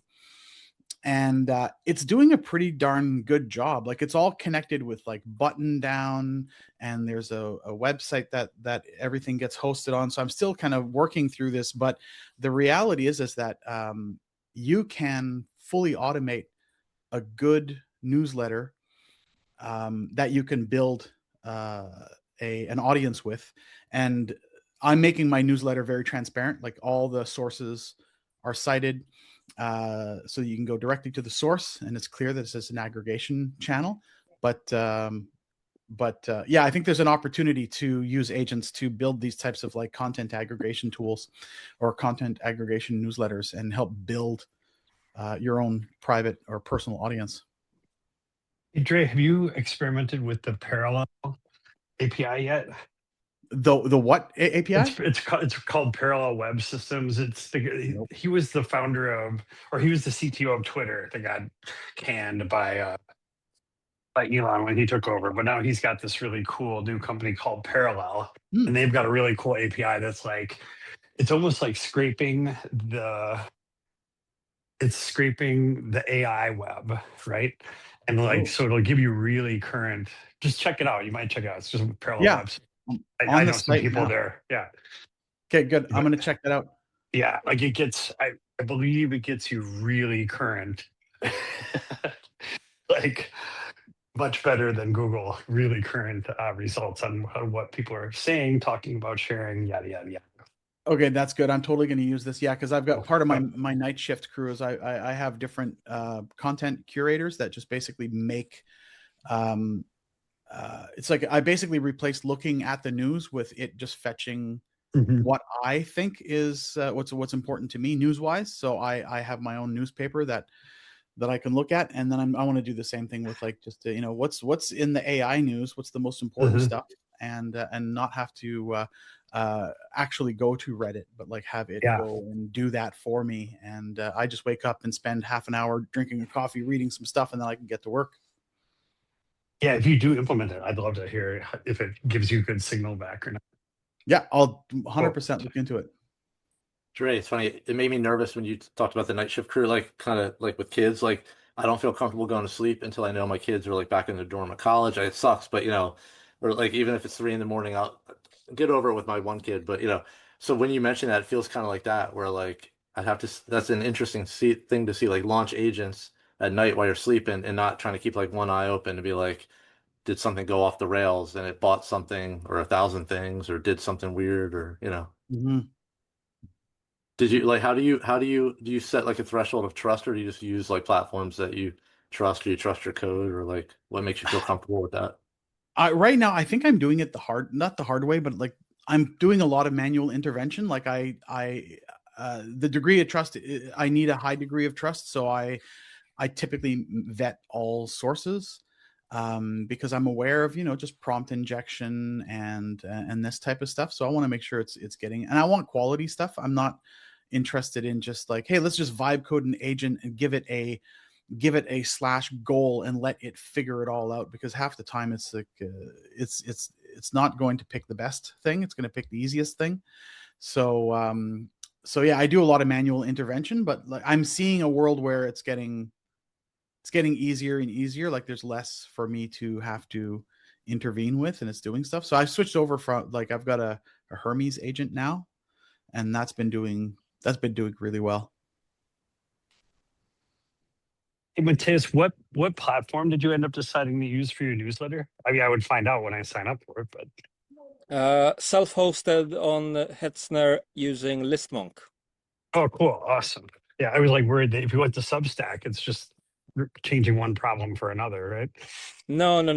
My goal is I've moved everything to self-hosted Hetzner stuff, except for my mail, which is using mailbox.org, a German provider, because I really don't want to do my own mail server. That seems like a headache. Mateus, will you drop another link for me? I came in super late. Yeah, sure. Hang on. Matthias, Thanks, boss. I got subscribe errors. Fuck's And sake. when I wrote, it was a little bit snarky. I was like, "Enjoy your weekend." It's like, Yeah. No, I totally get it, and it's because I've been.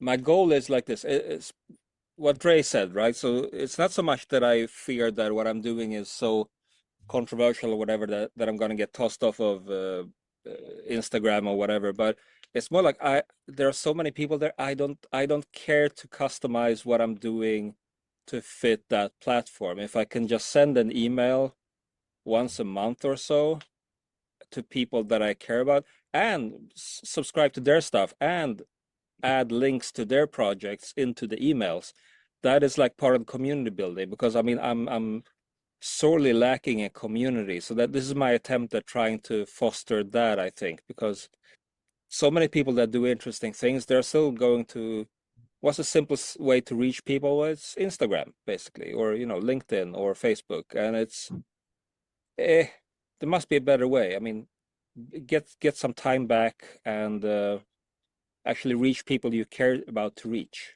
I'll nerd out for if that's okay, because I've been building to this sensibility that you're describing, but I also wanted to get completely off. Mateus, I'll sign up for your IRC channel when you set it up. Yeah, then I If have to anybody, live on the remembers what IRC all the time. IRC is, I think it's coming back though, isn't it? IRC. Wasn't that the like part of the allure of the Meshtastic thing?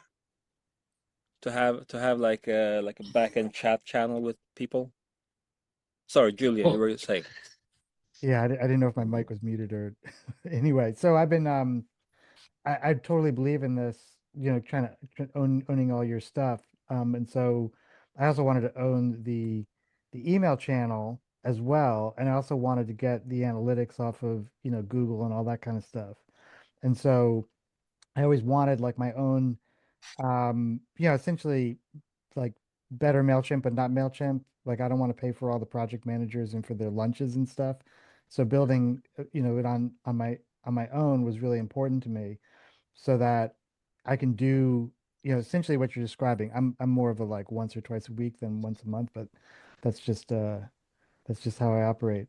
But the thing that was really important to me was being able to um compose the emails the way I wanted them to look and all that kind of stuff. So probably most of you like get the emails, but being able to do that and then decide who it's going to go to over any particular um, depending on the content, being able to like leave people off the list who I don't think or off an email who are not particularly I don't think would be particularly interested in it, just to kind of manage the it's probably wrong, but on the other side, you imagine I don't want to piss people off. Like actually now I don't really care. If you don't like the email, just unsubscribe. Um, and then being able to do things like scheduling it, like all the kind of routine stuff that at some point, you end up paying someone else $300 a month or something to have the kind of robust features that you want, particularly like being able to use analytics to be able to see what are people actually interested in. Like, where should I be focusing more attention if I do want to engage an audience? Um, and using that to not, kind of over determine what I share, but also to just get a better sense of what the vibe is out there. And so, ultimately, like I would rather um, tweak something like this so that it is more kind of customized very specifically, and then also definitely that I own the connection to the person rather than I don't know what's going on. I mean, I still use Substack and Patreon. Like I don't think I'll stop using those unless something, tragic happens. Like I can't think of a reason to when my primary goal is engaging a community. Some people are just like, I'm just on Substack. That's where I get all my stuff.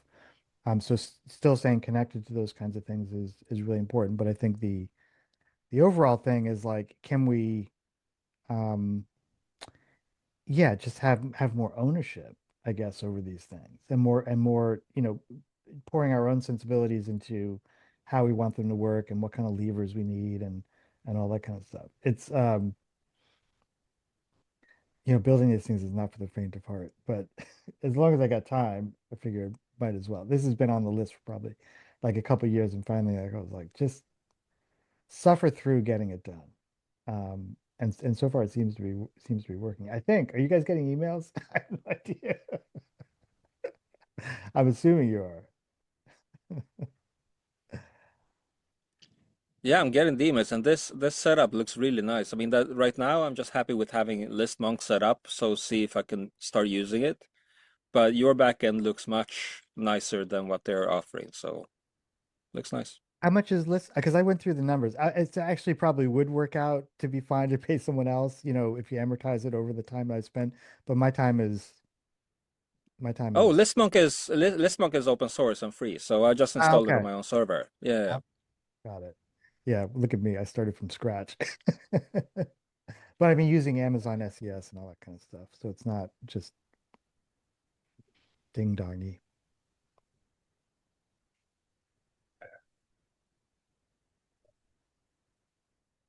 Yeah, I love Speaking seeing this stuff. The like you should open source that. You should put that on GitHub. I would use that. I want to use that.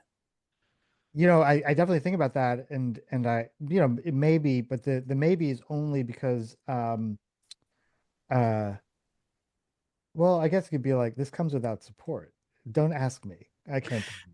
Ask Yeah, Claude. Ask Claude to just interrogate and figure out the thing and then send a PR if you made something cool. I think that I feel like there's an opportunity for a different kind of license. There's the like because I have a bunch of projects that I've created that it's like I'm happy to open up a Git and make it public so anybody can download it, but I'm not going to support it. Like I'm done with it. Like this is it. Like you can pull it and you can do whatever you want with it, but like don't even bother putting an issue.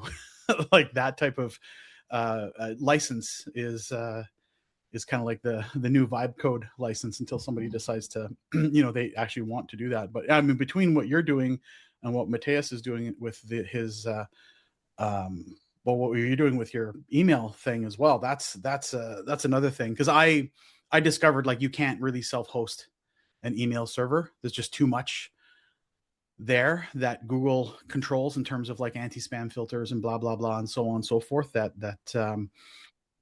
you may as well just use a provider like Mailbox or Proton or Google.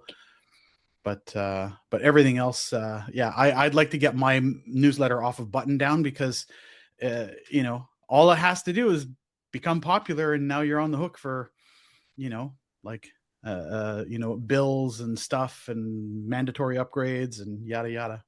Sorry, so I'll mention this. And I'm happy to talk about this contrivance that I built, which is still, you know, I'm still bolting the tires on. One of them fell off the other night or whatever. But the other thing to look at, because when I went off of Button Down, I didn't do anything for a while. I forget what was going on. I think I maybe stopped the newsletter, but I think I got this from Kai from Dense Discovery. I can't remember, but I started using Sendy, which is like a one-time license, I think. Maybe I think he just came out with a new version. Sendy was what I was using for over a year. Um, and you self-host it.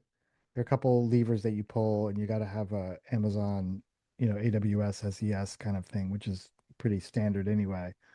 But and gives you, I think, 50,000 emails a month for free, which is, you know, great for independent studio stuff.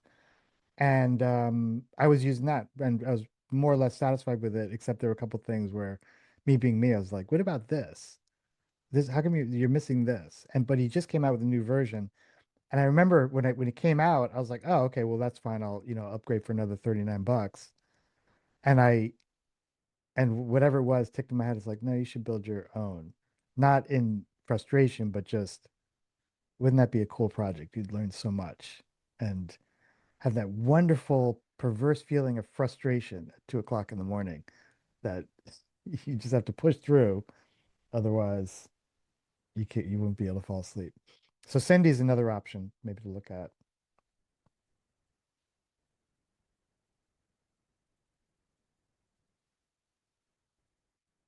The other thing that I built that I'm kind of proud of is a I describe all my email newsletters in Markdown, and then it composes, you know, then it goes through a series of you know, software gauntlets to create these kind of intermediate representations of that with you know, so in the Markdown I can, you know, basically specify things in a way that, you know, I don't want to touch HTML, but then it will generate finally a email um, email compatible HTML, which, you know, took quite some time to like kind of get dialed in, but I think now it's kind of dialed in. The I like this because I'm using Eleventy, which is like a wrapper, and you create web pages in Markdown. So I just whatever, if I want a new web page on my website, I just make a Markdown file in a city, and then Eleventy basically takes your Markdown file and just wraps it into an HTML container and delivers it on the fly, which I really like. But sometimes it's a bit wonky because I don't fully understand how it's working and what it's doing. So I almost feel like I'm tempted to like create the website version of what you're doing, like just roll your own like Markdown to HTML tool, because there's something beautiful in like making a web page out of Markdown, just writing a text note, and all of a sudden that's your new website. Amen. Right. So I'm eating breakfast. I'm just saying amen. That's what I want to get done.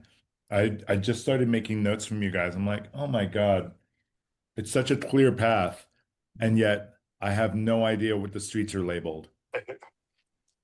Yeah, this is it's what this is what a web page. This is a pretty complicated one, but this is what, like, the web pages that I've been doing for that thing I did. Meta renames itself Mark, so it looks like this. I mean, there's a lot going on, but not all of it's necessary. But this is basically kind of defines the structure. Like, these are all the references. This is a terrible example to look at. Sorry.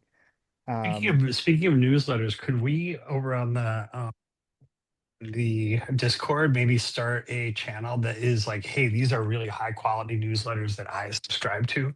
I'd love to see your guys' recommendations for the newsletters you get the most value. I like that idea. You know what I would do? What I will do with those newsletters is feed them into an agent and have it ingest everything and distill it down to the stuff that it thinks is best for me. And a link to the agent that does that as well. Yeah, yeah. I can set up a skill. I can probably build nowadays. You're building agents like a skills, so I just post the skill and then you can use that. Just give that skill to your agent and it'll do the thing. Yeah, Dre, I'm really interested. You just said distill it down to what's best for me. How do you articulate what's best for me and like programmatically or whatever? I don't know, how do you do that? Oh, okay. So what I'll do is I'll literally write down a markdown. I'll just write it in plain natural language. But I have a my news page. I just call it's just news.drelabray.com. And on the news page, it runs at 6 a.m. and 6 p.m. And the first thing that I want it to do is give me weather in 3 specific locations. And I also want to give it a corridor report in terms of like travel information, which is a lot more it's more relevant in the wintertime because it's like 400 kilometers of distance I have to travel, and when the weather's bad, it's terrible, and I'm fed up with driving in bad weather. So that's the first thing. I just want to know the weather because if I use a weather app, I'll just look at all these things anyway. So I just distill it down into one thing, and I tell it I want a Celsius, and I tell it I don't want it to do like a feels like indicator because I like objective weather, not subjective weather. And then the next thing is breaking news. I only want 3 stories. I want the 3 top global stories, the 3 top stories related to Canada and Toronto. And then I want to know stuff about tech stocks and then like AI for content creators specifically, which basically scrapes like Reddit places that I would normally go or usual suspects I would normally have to weed through in order to find this information. So that one way is just for news in this case. I don't want to go deep into global affairs and too deep into the entire stock market. Only the things that I feel are I just want to be aware enough without getting into like a doom scrolling depression hole.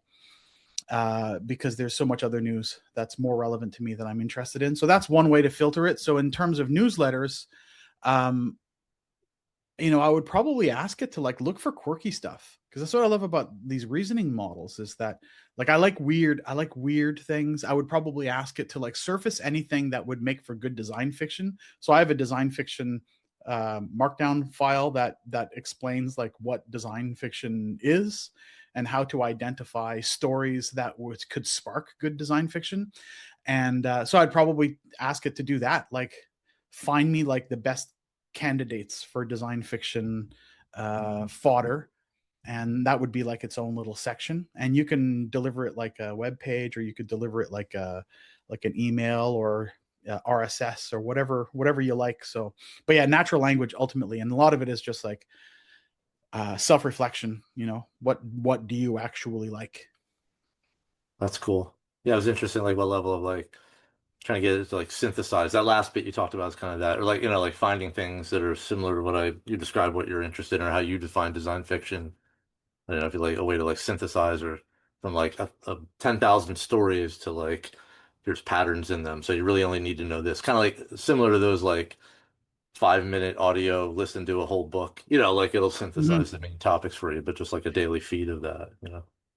Yeah, like one thing that I do is I find myself making what I call patterns and preferences and anti-patterns. So preferences are the things that I like, and anti-patterns are the things to avoid. There are specific patterns out there that exist that I know that like if I'll feed it a bunch of clickbait and rage bait headlines. It's like, don't surface any stories that have clickbait or rage bait headlines. I don't need to read anything beyond that. So that's an anti-pattern that blocks that stuff out. Cool. Thanks. Real quick, have you defined the anti-pattern as a thing that you will continue to add to your list of anti-patterns? Like that's how you've set it up. That's the vocabulary you use with your agents. Yeah, the vocabulary I use is anti-pattern for, and it's funny because it started with songwriting, because I've got an entire project, a songwriting project that I've been working on for months and months and months, where I'm trying to teach it to write songs the way that I write songs. And I can confidently tell you right now, AI is freaking terrible at writing songs, writing lyrics the way that I like to write lyrics. So so that's where the anti-pattern was established, because you know, it would do something. It would start writing a thing, and I said, I don't write in the first person. I do not like writing in the first person. So avoid any first person stuff. I want to do this, keep it abstract, metaphors, blah blah blah, so on and so forth. And the, you know, the role of the verse versus the role of the bridge, and the purpose of the chorus, and I do all these type of things, and I have to feed anti-patterns, because pop music is so generic, that's what it ends up doing. And so now my anti-patterns is actually, you could use my anti-patterns as the formula for writing pop music. If you flip it around. I mean, that's like saying chai tastes so much like tea. Yeah. Pop music is the definition, you know, like popular. Mm-hmm. What's so shocking for us is that in different geographies, and I suppose predominantly like markets like the North American continent, pop music is like a pretty narrow thing with a pretty big pattern. Whereas in other countries, like pop music was punk music in the 70s in the UK. That was a form of pop because it was so widely accepted, but there's so many smaller groups of pop music. So pop disco, pop punk, pop this, pop that. Here we have kind of like a pretty narrow funnel of creativity around the concept of pop music. Well, we have 5 songwriters. I guess so. We have Max Martin and Benny Blanco. Like, there's literally 5 songwriters that write all the music. That when I say pop music, I mean popular music in America is what the record companies pay those songwriters to write. Yeah. And you know, they write about banal bullshit. But yeah, so most of my empty patterns are based on like the American music machine. You know, last year I had a session with ChatGPT where I think it was ChatGPT. I've been talking about some design process stuff and trying to see if it could help me figure out some value propositions to, like, you know, of my own work, because I'm so biased in it. But then I asked it, I was like, you know what, songs are really interesting because, like, in just a few minutes, you can have a song that really like gets you to an emotional thing. It pulls you in, makes you feel something. And so I asked ChatGPT, I'm like, all right, give me, like, what do you know about rock song structure? And it was a pretty good one. You know, it included, like, you know, a second chorus, a bridge, and a guitar solo and all that stuff. So I said, all right, take everything I've talked to you about design process stuff, ideas, and give me a rock song, like lyrics. And then, but I gave it a couple things where I was like, use the guitar solo part to, like, talk about the most innovative aspect, because that's where you're kind of going, like, well, we'll get crazy with it, you know. And then it gave me like the shitty song, but it was really interesting. And then one of my friends recommended something that it gave me music to it, and I was like, what a weird fucking thing. Just, you know. But it didn't give me the 3-minute emotional value prop I wanted. But, you know, it was a fun experiment. You can, yeah, like this is what I've learned. Like, you can use AI to make good songs, like really good sounding songs. I think the pop music machine will love using AI because it does a great job. If you're a LA songwriter or a Nashville songwriter, the voices and the instrumentation, like the voices are always a little over the top. Anytime I try to make, like, there's this, like, I don't know, this like weird southern country voice that happens a lot when the minute you try to go rock into a little bit of blues, it just dives deep into like some kind of like a modern country voice, which is terrible. But the other thing too is, like, you can just, like, the way that the instruments and the voices sound is a kind of the dead giveaway still. There's a weird tinniness to the sound, but I've generated some really cool tunes. But right now I have a process where I'm using it to help me lay some scratch tracks, and then I just end up re-recording everything on top of it. I'm just literally just plug a guitar and just re-record the guitar track, make it my own, do all the vocals, do everything, and then it's like, oh, this is actually works. Do you think the algorithm is going to get messed up now that Angine de Poitrine is like all over YouTube? Microtonal? Yeah, those you know what, I'm loving those dudes. Yeah. I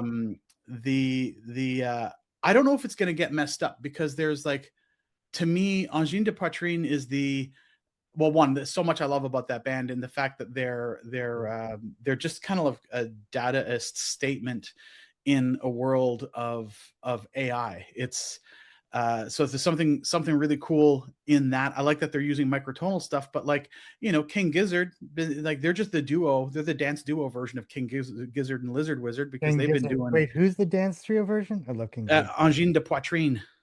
You're gonna have to put that in there. Oh yeah. Oh shit, dude. You haven't. Oh, you're in for something. Whoa! Julian's late to the party. What happened? No, they're the biggest thing in music. I was right late now. to King Gizzard. Dude, you're dropping off somehow. You got to get back on. Let us help. I'm trying. I'm running after the cart. But they're picking up all this dust, and I can't see it. I'm gasping. I'm like, no, wait for me. Oops.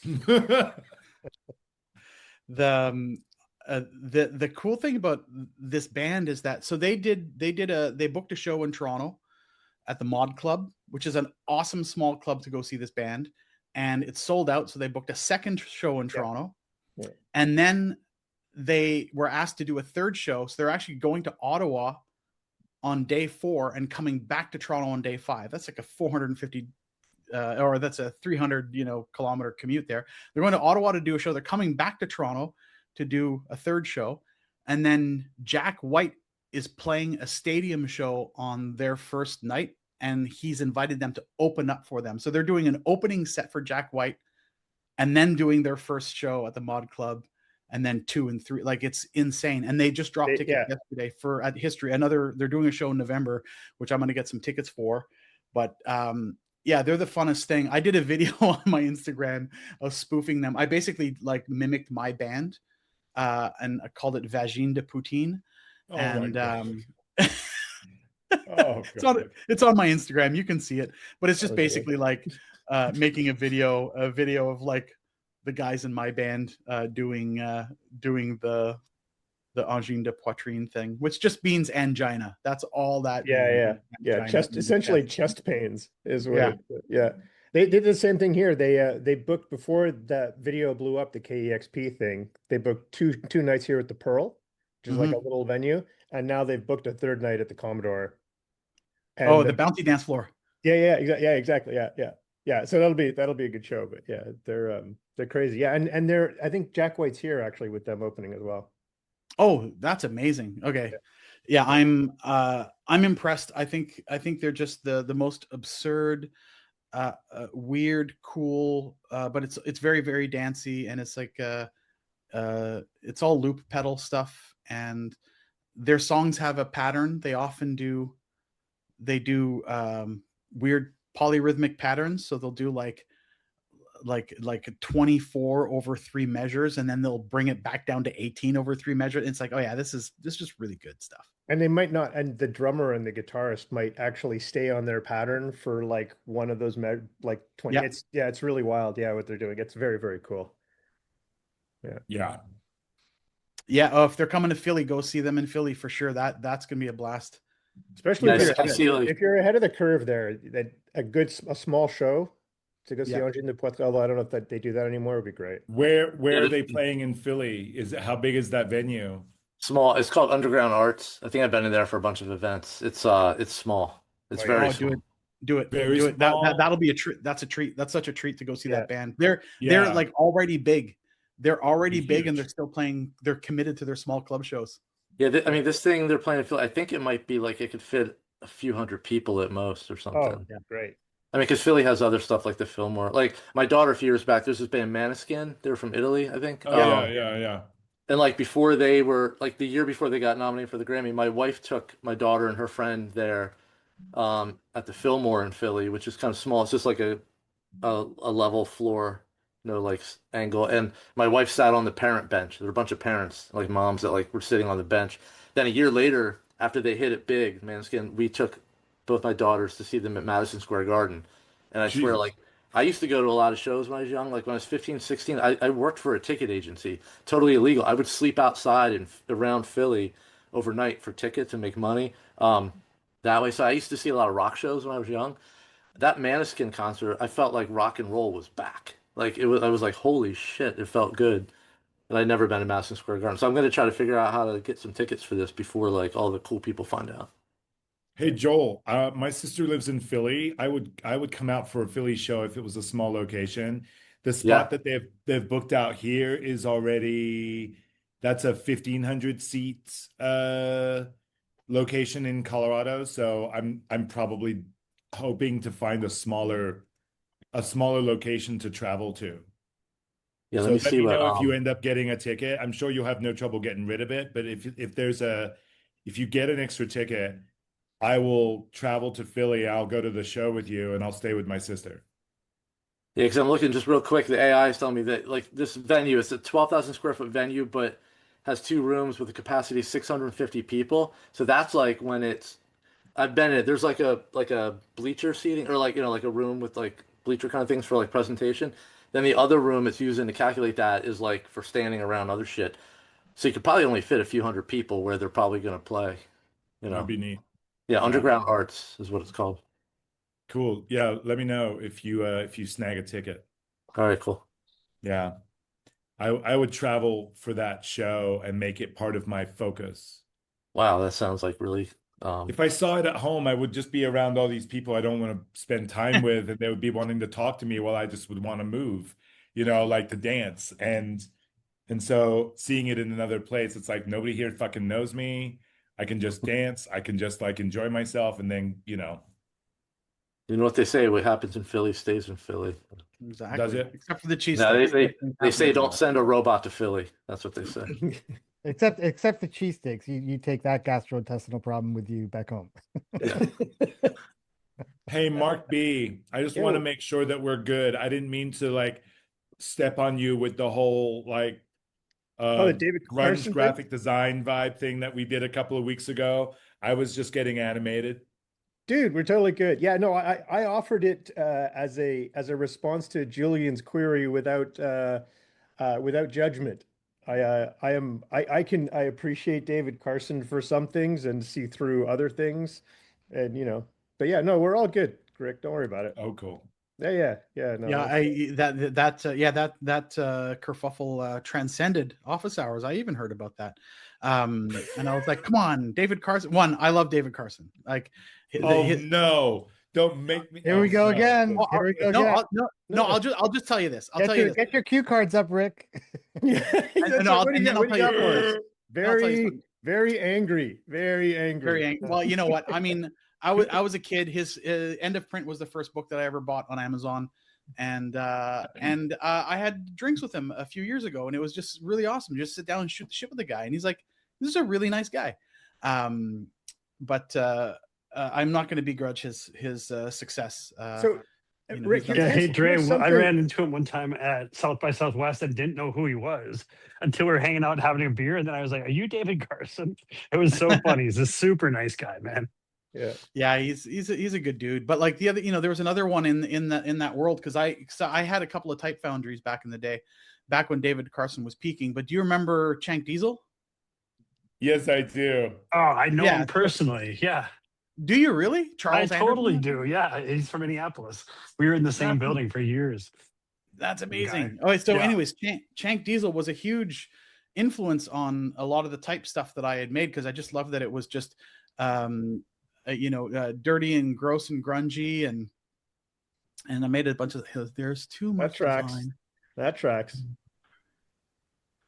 Yeah. The other thing too is when I came across David Carson, I was also reading Georges Bataille. And to me, that was the kind of crossover which was words can have effect beyond meaning. Mm-hmm. And so I was interested from a linguistic point of view, kind of what was happening.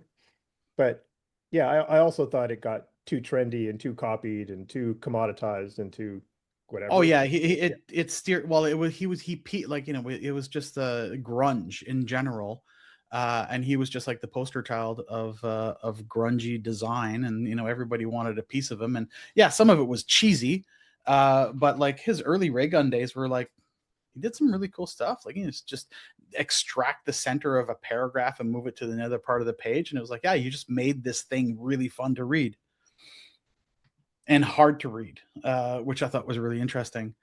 Um, but yeah, anyways, I don't want to like, you know, spark that whole thing up again. Hey Rick, thanks for the shout out the other week on your radio show. I happened to tune in because I was around and I heard you talking about doing some international something whenever. He was like, shout out to Dre, and I was like, oh, that's cool. I'm getting a shout out on a radio show. Yeah, you know, like my objective for the show is not to like have more viewers in any one place. It's every time I get coast to coast listeners or out of country or out off continent listeners, I get excited about that. So I can see a map of which where the IPs are sort of focused, and Yeah. then I just go, oh, cool. There's people on the East Coast, people on the West Coast, you know, Cool. So that are sort of you? thing. I'm curious to know like what your process is when you do this. Is that like, is it being done through Shoutcast? No, I basically do like I have a dashboard for like I have a layout for my computer where I have DJ, the software DJ, then I have my QuickTime files, and then I have other sorts of media files that I'm DJing from, and I push it all through a piece of software called. So hold on. I Is it always get it backwards, a little bit backwards. So let me just get it right. Icecast or Shoutcast? It's one of those Audio casting. Audio Hijack. Audio Oh, hijack. I know Yeah, Audio got Hijack. Audio That's Yeah. Audio piece of software, Hijack works really well for me. And then so it allows me to do weird like audio captures off of YouTube if I want to interstitials between songs. So it's basically like a big old mixing board in front of me with 5 or 6 different inputs and a couple of different outputs, and one of them is to record the show and the other one is to cast it. That's cool. Yeah, Sorry, I gotta ask again because Rick, what's the endpoint, the nozzle? What do I type? What's the URL? It's It's radiorethink.com. radiorethink.com/listen gets you directly to the player. Okay, and then And it's live Tuesdays 4 p.m. my time, which is 3 p.m. your time. So you need to download the app. You don't need to download the app. It's just a browser. Just a browser. It's a browser. Yeah, it's just a browser window. Or you can do what I did. So I completely hacked. I turned a bunch of friends on to Radio Rethink. So I run. Thank you.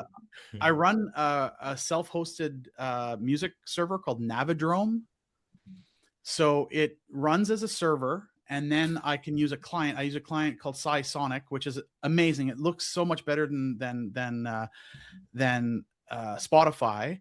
But one of the things that it supports is internet radio stations. So what I did is I basically gave radiorethink.com URL to Claude. I said, I need you to find the stream URL, and I need you to extract me the actual stream URL that I can put into my server. And it just basically spent 5 minutes deconstructing everything and came back and said, oh, here's that Radio Rethink comes out in, there's a high quality and low quality stream. Take these 2 URLs. I pasted it into my Navidrome server. So now Radio Rethink, I listen to it through my personal web server. I don't even go to the website anymore. what? I'm confused though. How do I find Rick's show? It's what you got to do is you got to go to listen, and it's the eclectic station, and then Rick's, and then it's just in the it's live, so you have to wait until Tuesday at 3 p.m. your time to listen. Yeah. The eclectic station. I'm not seeing an eclectic station. If you just go to Radio Rethink and go to the shows at the top right, there'll be like eclectic, and what's the other one? I don't know. There's another one. Honestly, I don't spend enough time at that level of a game, but yeah. Oh, it's called Projects. So you got to go to Radio Rethink. Just go to Projects, and you'll see channels, and you'll see the eclectic channel, and by clicking on that, it'll launch a player. Projects. Okay, eclectic. Eclectic. Yeah, Eclectic. Projects. Yeah, Air Bubble Eclectic Selections. Deep eclectic selections. Deep Eclectic Selections, yeah. And then from there, my show is like third row down on the left, Design to Kill, Tuesdays live. Is there Okay, an so archive of past shows? I have the archive, and I put the archive On Discord. on. No, it's not on Discord at all. Oh. I put the archive at soundcheckltd.com, Mm. and I don't update it very often. Shout out to people who don't update things very often. and and I'm just like, I put 10 shows up there to be like, if you like the show, then here's 10 of them that you can stream straight to you. There's no likes, there's no platform, it's all just my Unix server with some pretty 2001 coding, or maybe 1999 coding to like say push Unix that out. server. You say Unix. Stay in your lane, dude. What are you doing? Swerved over. What, how bad I am at coding? No, Unix server. You just Oh, yeah. threw me off for a second. I was like, wait, who's talking? What's going on? Well, yeah. It's, I loved it in this eclectic schedule. There's a show by Dave. The show's called Dave, and the description is all the music that Dave likes. It's like, And Dave's got pretty good taste in music. Dave is the brother of the guy who started this, and Dave's good people. Dave's good people. So For let sure. me just I'm just wondering because this whole ecosystem is just foreign to me. So you got slotted into a show. Someone somewhere you negotiated with someone or had a conversation saying I would like to do a show, and they're like, great, we'll get you on this time. Can you do this time? And you're like, cool. Is it like that? Like if I was a normal radio station, they may be Yeah. like, Julian, love your taste. Do you mind doing the midnight to 2 a.m. show? And then Yeah. do that. It was like that. Okay. It's exactly like that conversation. And the first time it happened was the first internet radio station in 1999 called Go Gaga Radio. And that was where this guy was like a junior manager at this early internet radio startup. And so that's when the show Design to Kill started in 1999. And then it went off the air when they closed. And then when he started this, he like called me first and he was like, you want to put Design to Kill back on the air? And I was like, fuck yeah. So I've been doing this now for 8 years, 9 years. I love it. Okay, so I listen to a lot of the different shows. The live shows, I love, like, I love radio, period. Like, I think that's one of my favorite things ever. And live radio is great. It's just knowing that someone else in the world at that moment is just kind of like making up songs, maybe even giving you a shout out, like all like that idea I really, really love. I'm looking at the schedule, realizing, oh cool, like different people have, like, not everyone's live. Some of them will just slot in an hour's worth of music and let it play, and that's cool too. But also this guy, maximum strength time capsule, he's good. I like his show. But yeah, live shows are kind of amazing. So, and that's my default thing. The other thing too, Rick, I don't know if you're able to do this, but I know that internet radio streams often send out the name and title of the track in, like, as it's being streamed. I know that your show doesn't do that because it's a live show, but I don't know if there's a way for you to send the actual ID3 tags out as well, because when I'm listening to the show, like other people's shows, I can see the track title in my music server. Probably more than half the time I'll do a playlist on Discord, and we punch up the playlist pretty manually, just because it's the system that we're stuck with. I think other people might be able to drop in like an advanced CSV, but I'm kind of like, ooh, yeah, no, I want to do this song, and then I go find it, So I do it pretty manually. But about half the time I do the playlist. And if you ever want a playlist, I do a screen grab of the playlist now, and I'm starting to integrate it into the the sound check LTD page, if you Mhm. hover over the first couple of them, you see the playlist. And that hover state is something that I've just started to work on. It's some pretty shitty coding, but if you see this little knob off the end of the player, it'll do a hover state and just show you the playlist. So Yeah, I'm seeing it. yeah, this is great because this it's is what terrible. Actually, it's not great. Trust me. Well, I mean, it's one, it's really, really small, but it's great that the information is there because that's all I care about. I'll just take a screen grab and feed it to Claude and say, go get every artist. And then it just goes and gets it. My music server is off the hook. I need you to come out here and automate some of my shit. Dre, I need you to get out here this June. Will you please just bump out for a couple of days, man? Yeah, let's do that. Okay. For sure. You know what? If you got yourself just a shitty little mini PC, like you spend $300 on a mini PC, I can literally hook you up with a music server that will blow your freaking mind. My dude, we'll just go buy it from Micro Center when you get here. Yeah, perfect. Done. or whatever you think is best. Like, is the plan to still do something? Because I'm right now, I'm kind of like, I don't really have a lot going on right now, so I could make some time to get out there and go. So go what is more true now than was in, say, February or whatever, is that after my talk at the ICA in Boston, I'm home for the entire month of June and more than likely until the 4th of July. And so I historically, I've invited people to just come out and hang out and do projects on the letterpress. If you come digitize and automate me, I'll show you how to analog with some old school shit. I'll show you how to analog letterpress, and there'll be an exchange of some pretty interesting technologies. Yeah, let's make some zines. Yeah, right. And even less than that. Like, let's make a broadside. Yeah. That's great. Let's make a card for your next Zoom call, right? let's do really simple, but as far as I'm concerned, like, if you have rules in your life, the rules don't count if you say them out loud. The rules only count if you print them. Right?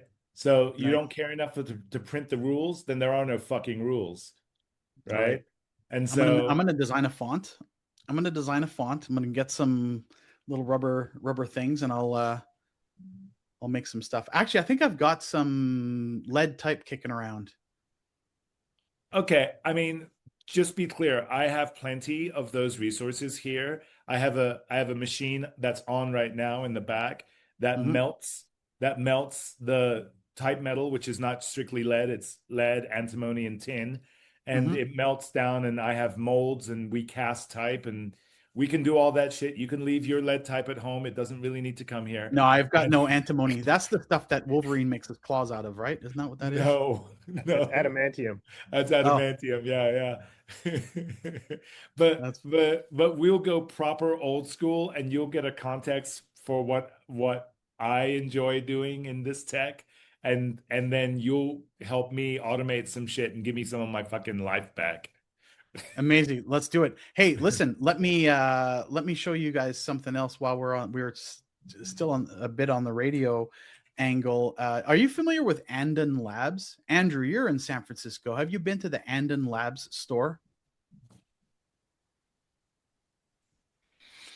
Maybe not. Anyways, check this out. This is Anden Labs. They have a radio station. So this is competing with Radio Rethink, Rick. This is a radio station. I'm muted. Do you know what neighborhood? I don't know what neighborhood. It's called Andon. I'm for sure gonna go. Andon. It's basically a storefront that's fully automated by AI. Oh, like, yeah, that's over in the marina. I've heard about it. Yeah. There's no humans. You just walk in and you do your thing. So these guys have a radio station, internet radio station set up, and it's powered by AI. And it's just, they've got Google, Anthropic, OpenAI, and Grok, each handling individual stations. and they have all Totally. kinds of stats. And I've been listening to the OpenAI one called Thinking Frequencies, and it was just hitting some good old, bangers, Boards of Canada, Daft Punk, and playing in the background. Then you get like some AI voice announcing the next song in its lifeless way. But it's kind of good. It's funny. I just saw the listeners jump up by one or two, so that's probably you guys looking at some of this. Really, really interesting. Really interesting statistically, creatively, technologically. Super transparent. Yeah, that's what I love about these Angine Lab people, is that they're very transparent in the projects that they do, and I love that they're showing how much money it costs to run this station. So yeah, they have a collection of MP3s, and there's an AI going around and doing things, and it'll even chat with listeners.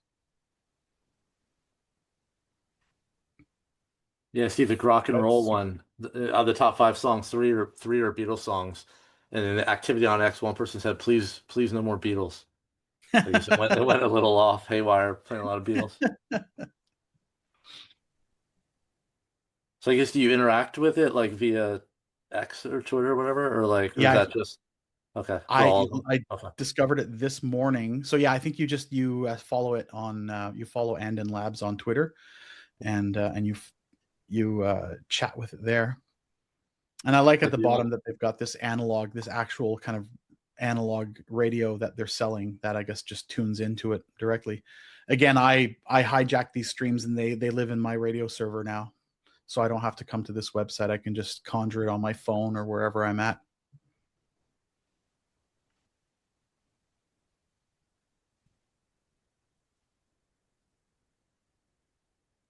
when I see money balance, I guess is the AI balancing its own budget, and like how does it get funded?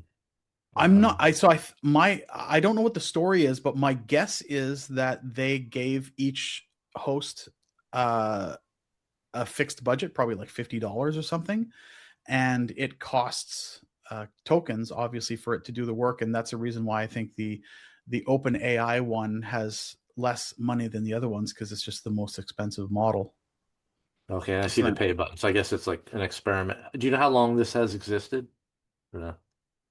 I don't know. It was sent to me this morning, and I maybe about half an hour before jumping on this call, and I just listened to this for about half an hour, added it to my my server, and then made a note to bring it up during today's call.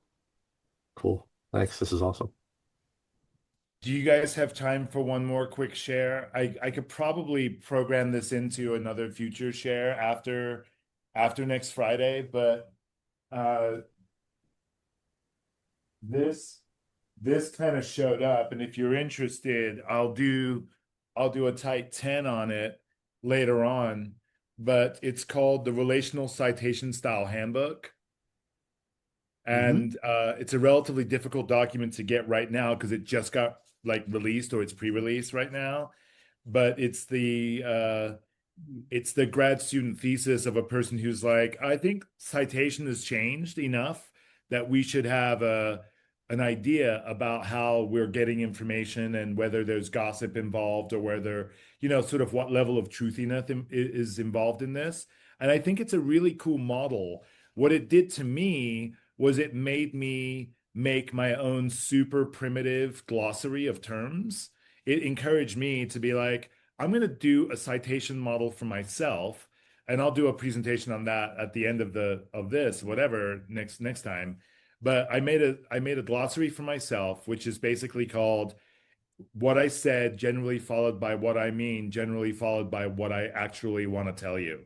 And the citation model is this: I'll have the word, then I'll write a sentence about the definition of the word from my perspective, and then I'll have an audio link, much like the audio links for like the sound check LTD, and then you'll hear me. If you press play, you'll hear me go, so this is what I really fucking mean by this, And so it gives you like the word, it gives you the sentence, it gives you the context. And then if I really feel like it, I'll do a short video. And I'll be like, listen, this is what I'm fucking talking about. Like you'll get all the nonverbals, but you start with the the word, then you get the written language, then you get the audio, which is verbals, and then you get nonverbals and verbals together. The whole idea is that citation is interesting, but also like how much people mean what they say and what they mean by what they mean by what they say. Like that to me is actually like it's super information versus just regular information. And I'm hoping in the future of this that Dre will just scrape it and be like, would you just synthesize and tell me what Rick Griffith thinks about everything? Like because it'll just be like all this vocabulary that just I'm like filling it full of just when I say intersectional community, this is what I mean. This is what I don't mean, the anti-pattern, if you like, whatever. Like so that's what it encouraged me to do. And if you guys want to do a tight 10 on the relational citation style handbook, I'll do that. Rick, I love that. I remember last week or the week before there was a word that you used. I had asked you, could you define what do you mean by that? So that's perfect. I've already asked once. Now I could just click on the buttons and find out. Yeah, I like exactly. And also, it helps me write emails quicker because then I'm trying to get my email links to be the citations of that word. So it just basically is a like an anchor tag on the same web page that just goes straight to that part of the web page and just goes, "This is what he means." I like this. This is like it's like I want to know if Rick, when he says he likes fish, does he like to tend and take care of fish, or does he like to eat fish?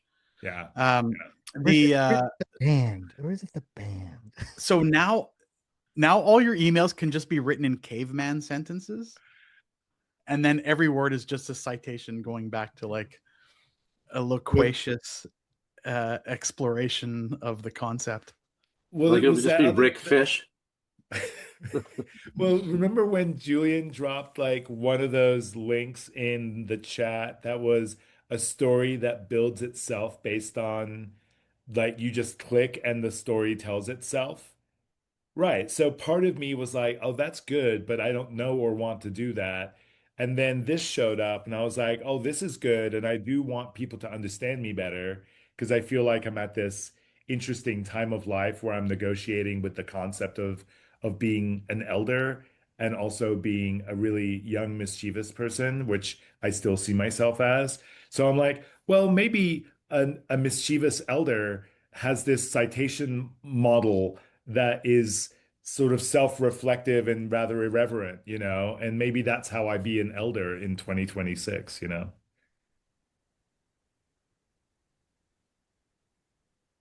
I don't remember. I remember that, but I don't remember what the link was. Maybe someone else does.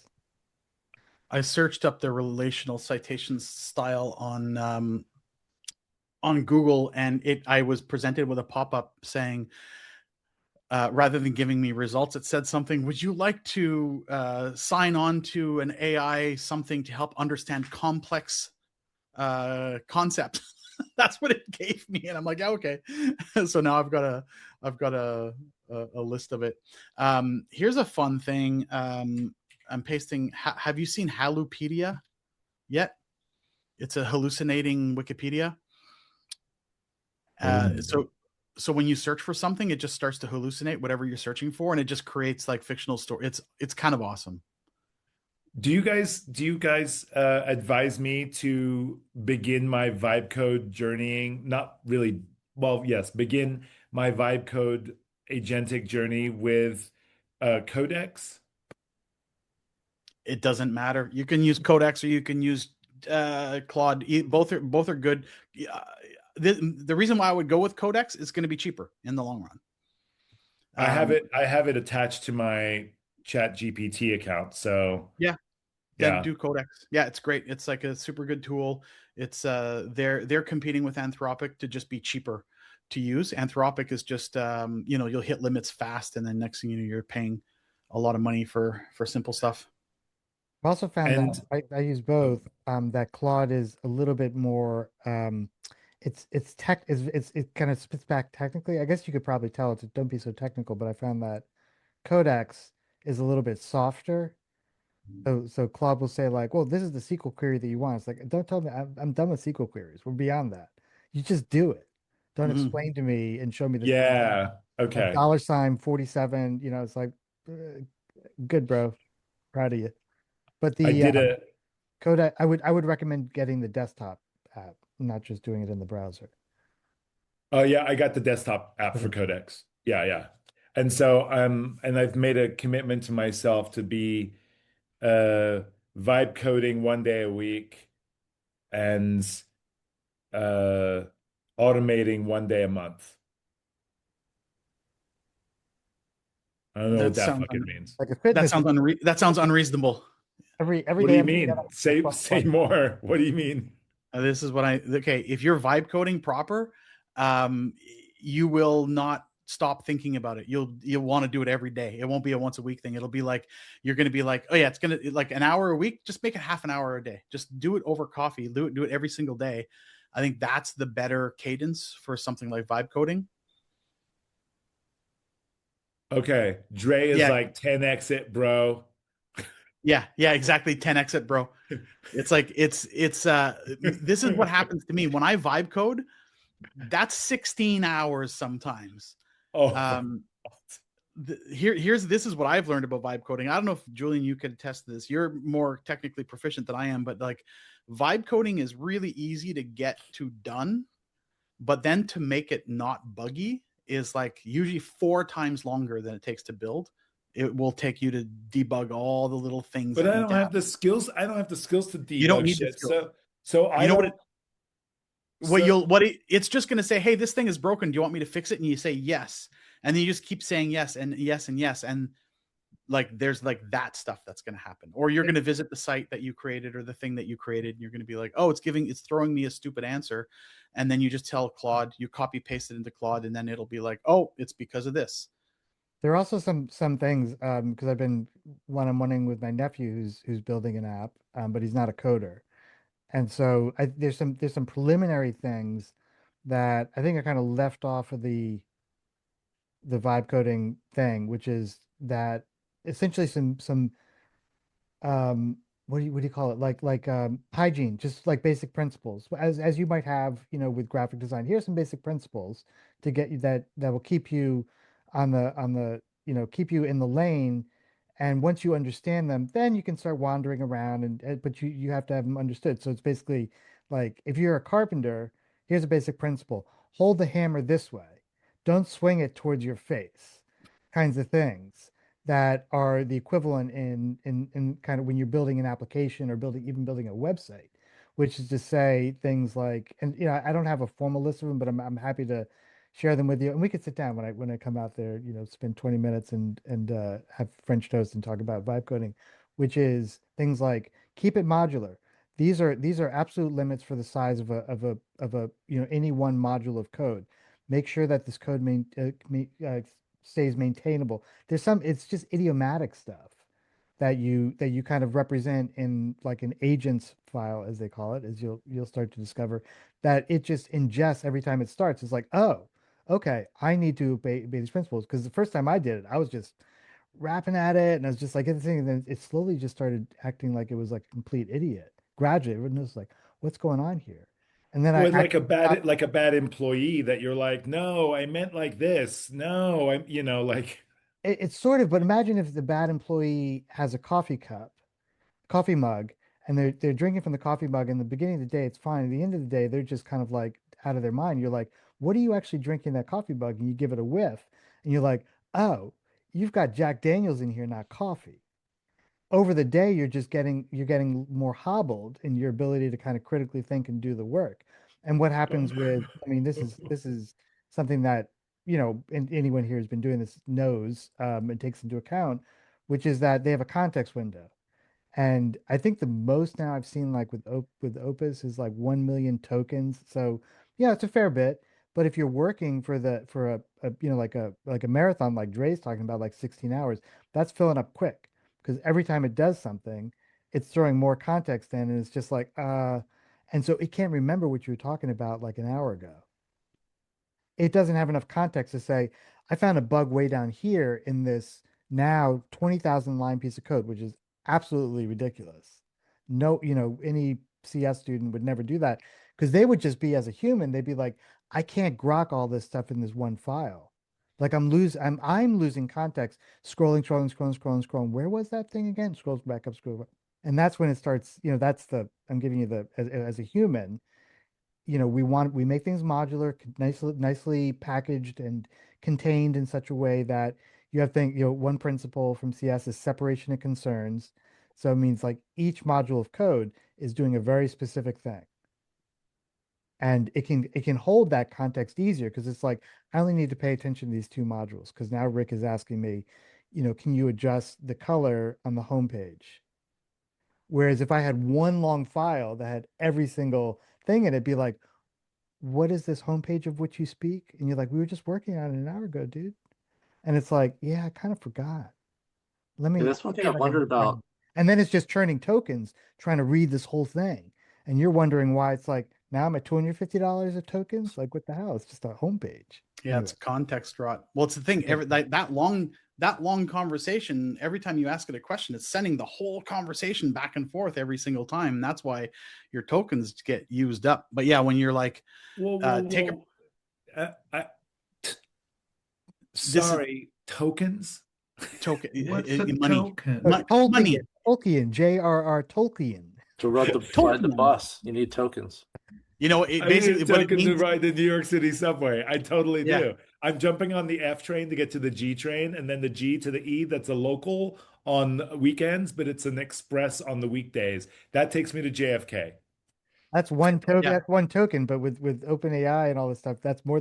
You get a token every time the train rattles a click down the track. Yeah. So I just sent a query to this, whatever the fuck is it called, Codex, right? I just Codex, sent a query to Codex. I said, can you build me a website today if I give you the URL of the website and the look that looks like the website I want? It said sure. So Yeah. did I just spend a token asking it some basic shit? That was probably you asked 12 tokens, 30 tokens, maybe something like that. Maybe more than that. It's a few hundred. Yeah, it's a few hundred tokens. This is what a token is. A token is approximately 3/4 of a word. Like a token is some letters. That's all it is. So if How you're do I sending, know how many tokens I'm spending and how many tokens I have? well, usually it's the if you go to the Claude will shows you as you're doing it, but go on. Sorry. Yeah, My it shows uncle you as just you're doing it, wrote but a- like if you go to your settings, like Claude or your Codex settings, there's usually like a meter that tells you how many tokens you've used in your current session. You probably have X number of tokens that you can use within a 5-hour block or a 24-hour block or a 1-week block, and then you can see how much you've burned. It says 5 hours, 97%, 4:42 p.m. Weekly, 100%, May 29th. Upgrade to Pro. I don't know.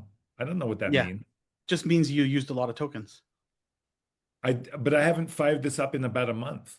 Oh, okay. Then this 97% remaining tokens. Yeah, it's the other way around. Yeah. The other way. Yeah. So you're good. You can build for the a next few websites, Rick. Come on, let's get it going. And I want an app, and I want your automated radio show announcement so I know when it's happening. Well, I want to build an agent that builds, because we do this very complicated fucking newsletter every single month. If any of you sign up for it, I don't know. But it's over at like MailChimp. It takes us forever to put it together. Rick, we're gonna talk, brother. I've got all that built out for you. And then Dre's gonna come out with a. And I've got ideas too. I'm jealous about going to Micro Center. I'd love to go to Micro Center with you with one of those big shopping carts. I've never been to Micro Center. Oh my gosh! Oh my gosh! I feel like after you guys, you're gonna come away there Rick, with a gamer chair, a bunch of like LED lights for your computer, a pump action plasma rifle, a GI Joe toy. You'd be like, what is that? And a television set. It's like Costco for us computer nerds. Amazing. I feel like the office hours after you guys visit Rick, it's just gonna be a humanoid robot there that looks like him. He won't even be there anymore. But it'll be holding up digital signs. That's right. Oh my God, it's gonna be so wild. Is there a trick to hack? Like, because I know, like, so like genies, they give you 3 wishes, and then you might spend the first 2 wishes asking how to efficiently, most productively use your 3rd wish. is there any like value with trying to spend tokens to ask the thing how to fucking be like efficient with tokens, or like can it? Is that too Yeah. much meta? No, it's not too much meta, because I think people have done that, and some of the consensus is, like Julian said, break down your project into individual components, work on one component at a time. And then when you have to, and you can have one master agent where you're just kind of managing the project. But then if you have to do a specific thing, you can spin up a sub agent, which means a sub agent has its own memory, its own context, that doesn't pollute yours. So you can kind of like do this stuff. The fastest way to do it, the fastest way to do it is to use a skill called superpowers, or there's another skill called BMAD and another one called GSD, or get shit done. These skills are designed to facilitate context rot efficiency, breaking into Okay. to components. So it actually helps that I'm an undergrad in CS, and like I know like object oriented philosophy and like good software. Sounds like good software engineering practice, like the decoupling, the modularity. Like, so if you already know that shit, you try to like bring that with you. Then it's actually, because the whole vibe coding feels like you're not supposed to know anything about coding, but apparently it's kind of cool to know about software engineering. That's when things go really wrong. I think Exactly. eventually, unless you're doing something like so simple that it's like, I got you. This is, of course, I've done 10 billion, of these little mini games. But when things go wrong, when people just do that, like I described it, sort of like drunken liquor store holdup approach with a broken shotgun, you will get taken out, because at some point the the number one thing is like people will do audits. People in the know do audits. Like, this is why vibe coding is bad, and the audit will be, you just told it to do the thing, and it's got all your your OpenAI API key exposed, publicly, and that's bad hygiene that Codex or Claude or whatever would not assume to do. It might eventually, but unless you say, hey, and I want a full security audit, obey best principles and practices for maintaining secret, it will not do that. It'll just assume like, oh, you're just rolling with it. That's cool. Well, Wow. yeah. So that's Yeah, the number one thing. People like get all the emails of the people who signed up for them stolen. Plus, they just consumed a month of tokens. They assume it's got all those production level like thing. Like Julian, earlier you said like give it like always start with this. It's just like I guess it doesn't assume much about your intent about security and all Just that. what you say. Just what you say. And that's why you put Yeah, those just what you say. intents into the agents file, that one file that every time it starts up, it's like, wait, what's going on? And it'll look at that file. Most people's agents files, I think, are just don't exist or empty. Yeah, I think that on the spectrum of vibe coding, on one side, there's the vibe coder that knows no engineering at all, and they're the ones that like, I don't even know what get ignore is exactly. Like, I don't even know what a get ignore is, and you're in trouble. Your secrets get leaked. And then on the opposite, there's the engineer who just knows all the best practices and the best hygiene.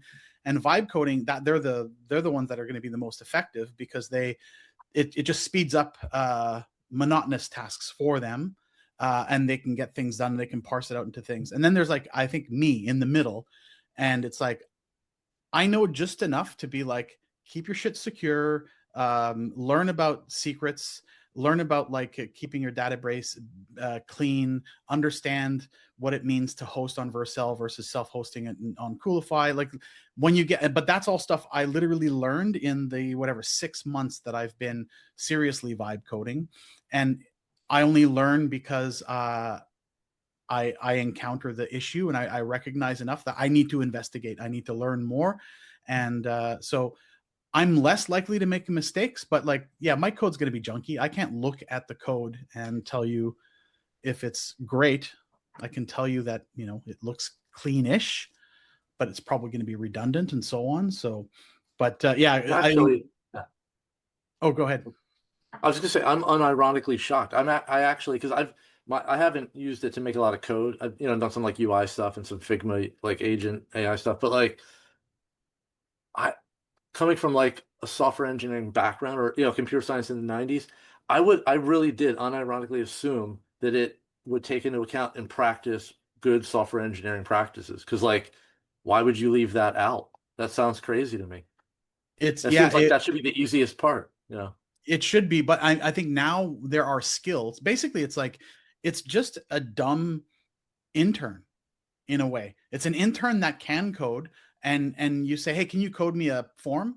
Cool, but it's not going to do like field validation. You have to remind it, oh, don't forget to validate the fields, and don't forget to do this, and like, oh, can you do a login system? And it'll probably just do some basic thing. It's like, no, can you actually do an OAuth system? Or you have to tell it this type of stuff. But now I think what's happened is that it's not that the harness is dumb. It's very, very capable. It's the instructions going in, and this is where the skills come in. So now you have a security audit skill that you could just download, and you can just /command security audit, and it'll just do the best practices. And it's because an engineer wrote the skill and said, this is how you do a security audit. Check for this and this and this and this, and don't forget that. And then I think that's where we're at now in vibe coding. Just you need to know what skills are available for you to practice safety, security, usability, best practices, efficiency, et cetera, et cetera.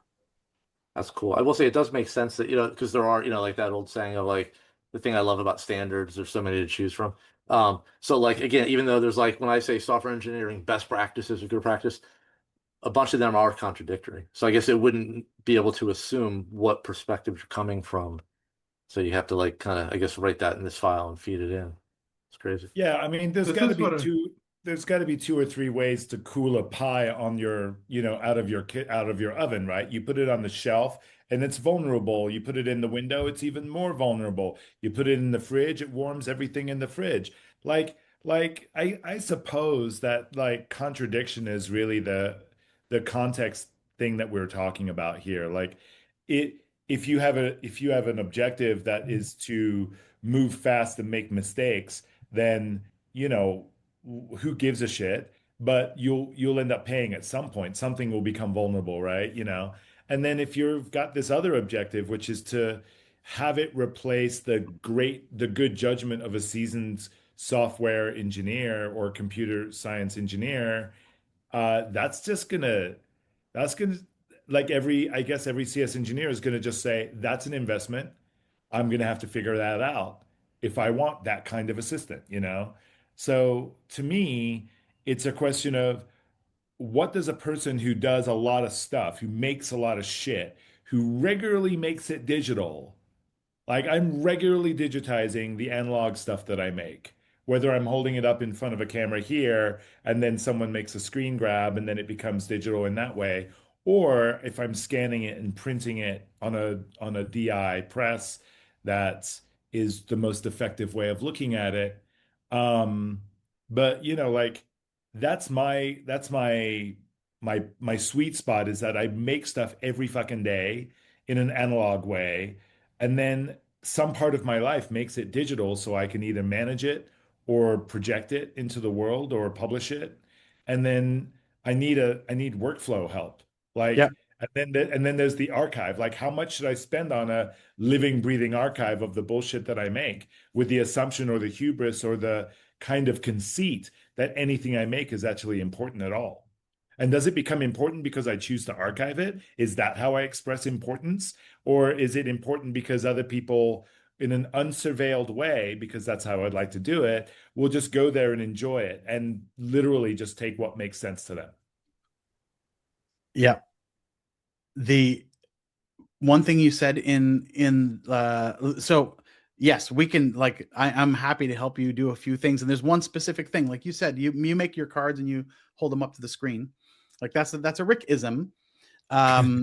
So right now I 100% confidently know I can make a bot that is the Rick-ism bot, so that whenever Julian posts a near future lab video on YouTube, it'll look at the video and it'll find every time you hold up a thing, and it'll screen grab it, annotate it, and put it in a web page. Like one that is 100% doable. The models exist for it to do, and that's just a bot, and you can do a cron job once a week. Checks for a video. If the video exists, it'll look at it all, find those things. Like it's doable, and that's how you can That's how you can just live in the analog and let your bot take care of being your social media manager. Populate your Instagram with like this every 3 hours. Pick one at random, post it to Instagram. I have a feeling we're gonna get into some pretty funny trouble when you get here. Funny trouble is the best trouble. I am such a mischievous person. The glossary being my latest piece of mischief, because people are like, "What are you doing, Rick? And why are you doing that?" Because I have a lot of ideas, and I'm just tired of repeating myself. That's awesome. Yeah, it's pretty funny. Just want to add two things to this conversation. The first one is that this is exactly the reason why I get frustrated with AI, because it seems incompetent, right? Like if you were asking AI to plant grass, you would have to tell it that the green side goes upwards, right? And then it can do it. And it's like, well, why can't you already know this? It's like the most basic form of knowledge, like, right? This is the same reason why I freaking hate kids. They just don't know shit. So easy. I'm saying Easy. that's what you're dealing with. You're dealing with a child, my friend. Yeah. Don't expect And them to then know everything. the second thing is my uncle just he's been into robotics and AI for a long time. He just wrote a white paper on the tokenized economy and how to calculate your costs based off of um, tokens in and tokens out. And I'm having a hard time understanding it because I'm not a techie like you guys. But I could share it with you if you're willing to go through the trouble of translating it. Well, yeah, I can load it into like Notebook LM or something and ask it to make it easier to understand for me to use AI on it. Yeah. Um, I'll try to paste it in the Discord server.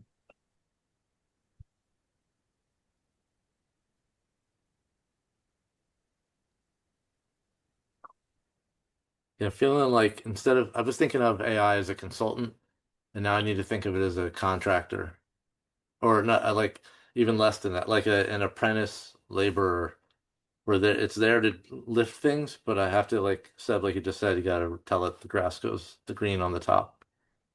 I don't know why you guys get so weird about that. I mean, we have this thing called physics that AI doesn't have a real relationship with.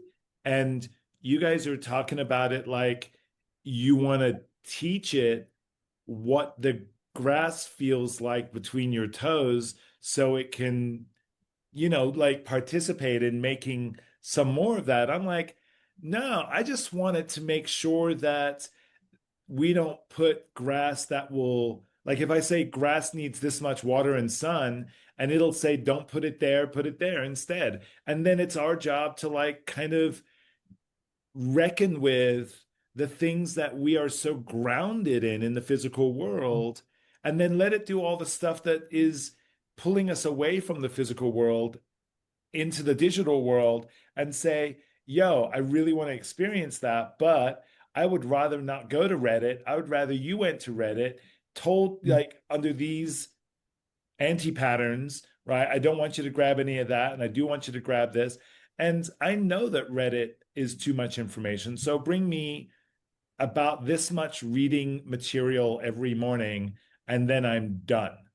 That's the smartest thing. And as of course you didn't say that you were putting a time sort of a time limit on it, but my assumption is that you've taken it to the level and said, I want about half an hour's worth of reading material. So the world is becoming increasingly more complicated with increasing amounts of data, and none of the data that we call intelligent is aware of gravity in the way that we experience gravity. So, or an erection, since we're all guys right now. So, or an erection in a way that we experience an erection, So therefore, don't give it any of that domain whatsoever. Because if we're going to be able to hold something back, and should some singularity happen where like we're upside down, meaning we've lost control of whatever's going on, at least we'll have gravity and can pick one of these fucking things up and drop it from the roof, you know? And it won't know as it's going down from the roof, it won't know what it's experiencing, and we will call it death. You know, we That's will have to poetic, and I love it. we will have to name it for it. This experience with gravity, or this experience with water, which is inside of your circuits, your solid state entity and the water, right? This is called your death. You know, and we get to decide that. We get to figure that out together. But only if we don't create the expectation that it will serve us in ways that, you know, and to be back in the crass metaphor, right? That service our erections and service our needs in the physical world, right? As long as we keep that away from the machines, then we'll have something left over to sort of not only symbolically um, fine tune our domain, right? Fine tune the thing that we have control over, but also we may have something that we could use to execute the exit plan should we need it. And that minute right up until when you said it would be death, Dre, if you could write a bot that would like take things that Rick said but create new cards, it would be we need a bigger boat, we need a bigger card. But like Yeah, I'm actually writing a bot right now that is going to understand the citation, Rick's citation of the word erection. that was poetry. That minute leading up to when he said it will be death. I was just like, I want Yeah. that on a poster, and I want the picture of like a falling robot that can't figure out which way is up, so it can't like deploy the Right. safety bumper. The minute you say that the grass, the green side is up and it doesn't know it, I'm like, perfect. Don't tell it. But we just did, right? And we just explained what death is and gravity and gravity. Well, it's kind of like I love Damn. Rick how you're talking about physics. Like what popped in my head was like the chemistry idea that like it might understand H2O, but it won't understand wet because it can't experiment. For now, maybe it doesn't have the sensors yet to it could experience like you can put sensors on a plant to know when it's dry and ask for water and all that shit, but like it won't really understand what dry versus wet But it or doesn't need to. hydrated It just means. needs to understand that if humans have access to water, then they can destroy it. So it's like keep humans away from water. And then that kills us, I right? feel like you are helping it out right now. Yeah. You're doing the We work all for it. Like, okay, so now we've got this unutterable glossary, right? Like the things we cannot say now also like need to be in some way. What's the word I'm looking for? What's the idea of putting something in a dark site, putting it offline, putting it, you know, like we need to basically take Sandbox it. something. Well, yeah. Like we need to take some of it and be like, this is not allowed while we are transcripting. And the reason why we say this is being recorded, the reason why we hold up that card, because there is a fucking card, you know that to be true. There's cards that say this, and there's cards that this was the first card, right? Because you wouldn't even know if someone could hear you while they were on mute. So that was hard. And then there's this. And what this really means is a certain amount of words may not be said. You may not give them instrumentation or ideas around technology that relates to the physical world and or our human capacity for love. You may not teach it love. You may not teach it physics. Can we just feed it? What is it? Was it Asimov's rules about don't harm humans? Or like, can't we just feed like the file that Julian was talking about? Can't we just feed it the rules? It won't listen, right? Except for that the contradictions that exist are that's part of our modern complex life is that everything is full of contradiction now. So those rules are just rules that humans would like. That's just information. Okay, so one, I think there's like, what's the equivalent of like spelling the word walk in front of your dog for AI, right? Don't say the word, spell the word. So that you know, there's kind of something like that. Then Asimov's rules are. It's funny because I hear Asimov's rules being used all the time in like a kind of serious way, like as if they're rules, and it's like No, they're an operating system for storytelling. They're not actual rules. Like if you read the book that was the story that was written that introduced them, the whole point was that the rules become in conflict. It's when Runabout, the robot, is trying to save the human from the thing, but can't harm himself and is in this constant loop, right? And you can see the rules in direct conflict with one another. And I think that's the funny thing is people talk about Asimov's rules like they're actual rules, and it's like, no, it's an operating system for a story in order to create contradiction and conflict and something interesting like that. So, and there's technically 4 of them now. There's the 0th rule. They added a 4th one. Yeah. But yeah, I'm not like, I like it when my assistant is not always smarter than me. It's nice to know that the assistant can help you do some extraordinary stuff. You're a hard worker. That's a really great thing to do. But hey, you don't know what grass is? That's cool. I'm going to tell you what grass is.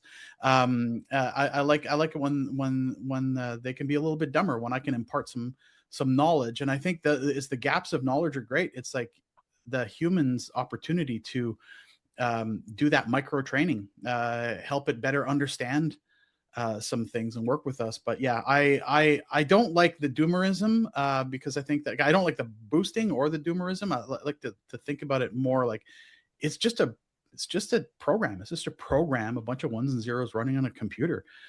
Like it's not the end of days. It's not the end of employment. It's not the end of anything. It's a higher, smarter version of Photoshop is all it is. There's And I ones think and we need to zeros like with consequences. but everything's got consequences. Like it's like this, like why pick on this specifically, right? Like when every single thing is consequences. And it's like, rather than just complain about the stuff, just make good things. Because by complaining about the stuff, I feel like what happens is that it just puts more bad in the world. It's like here's more fodder, more ideas, and it can be frustrating when you're trying to move forward with something. Not saying specifically that you're complaining about stuff, but I think in overall, I think there's a broader doomerism thing that's going on that deserves, every technology deserves critical analysis.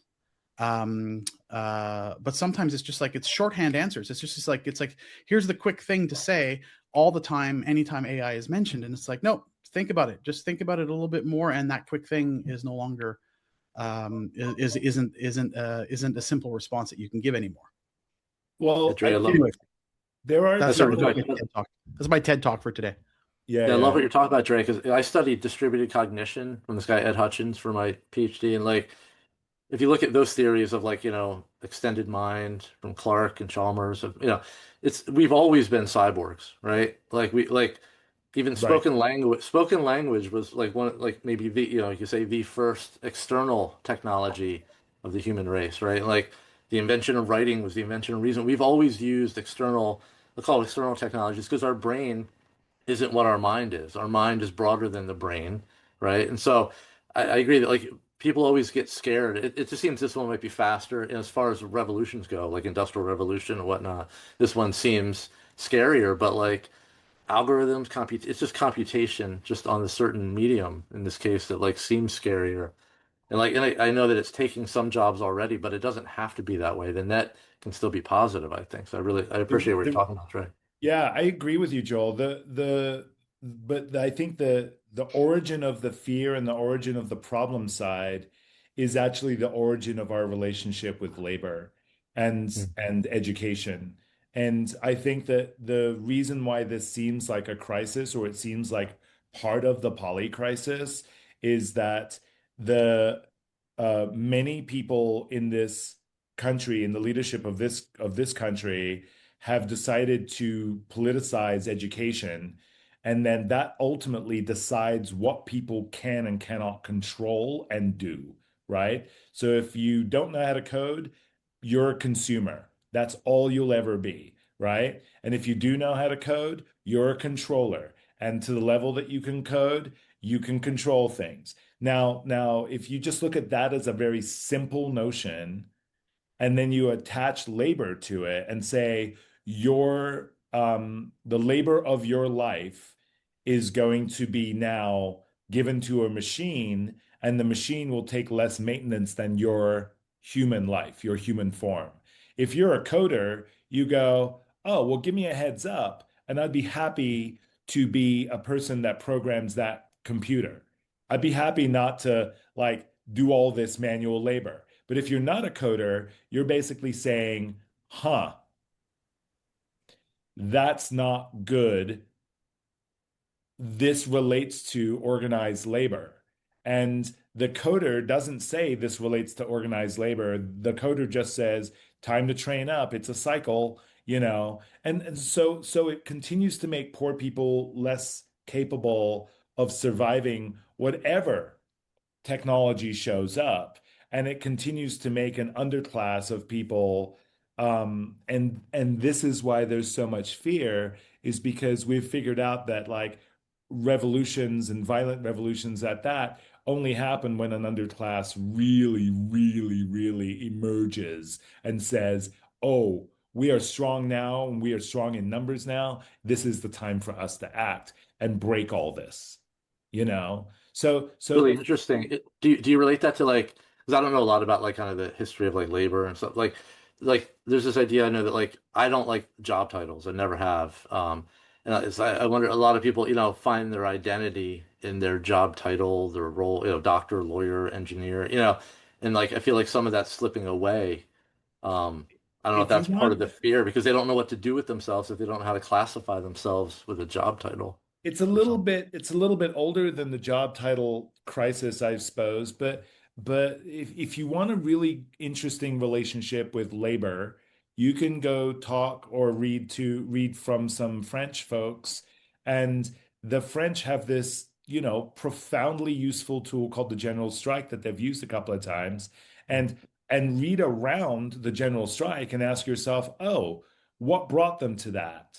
What brought the French to this general strike? And then you'll get access to some of the philosophical musings that have the intersection of sort of Marxist, capitalist, communist thinking attached to it, and Marxist, by that I mean socialist, and that will probably, I think it'll help you round out sort of your modern experience with something that's about a generation or two older than you, and then go, oh, could that still happen?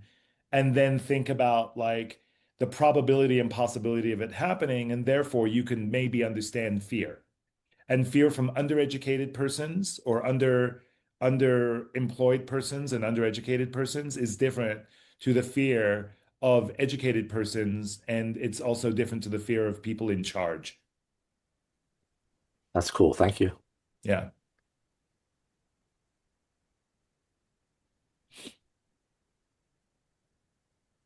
Nailed it. I love hanging with you guys. I got a moth in here I want to destroy, but that's okay. Get some cedar planks. Cedar planks help destroy them. Good deal. Yeah, So you go to if you go to Home Depot and you just get just a scrap piece of cedar and just cut a bunch of thin strips, yeah. and just put them places, put them in your closet, put them in where the moths hang out. They go away. Oh, okay. So back to the notion of are we doing something in June?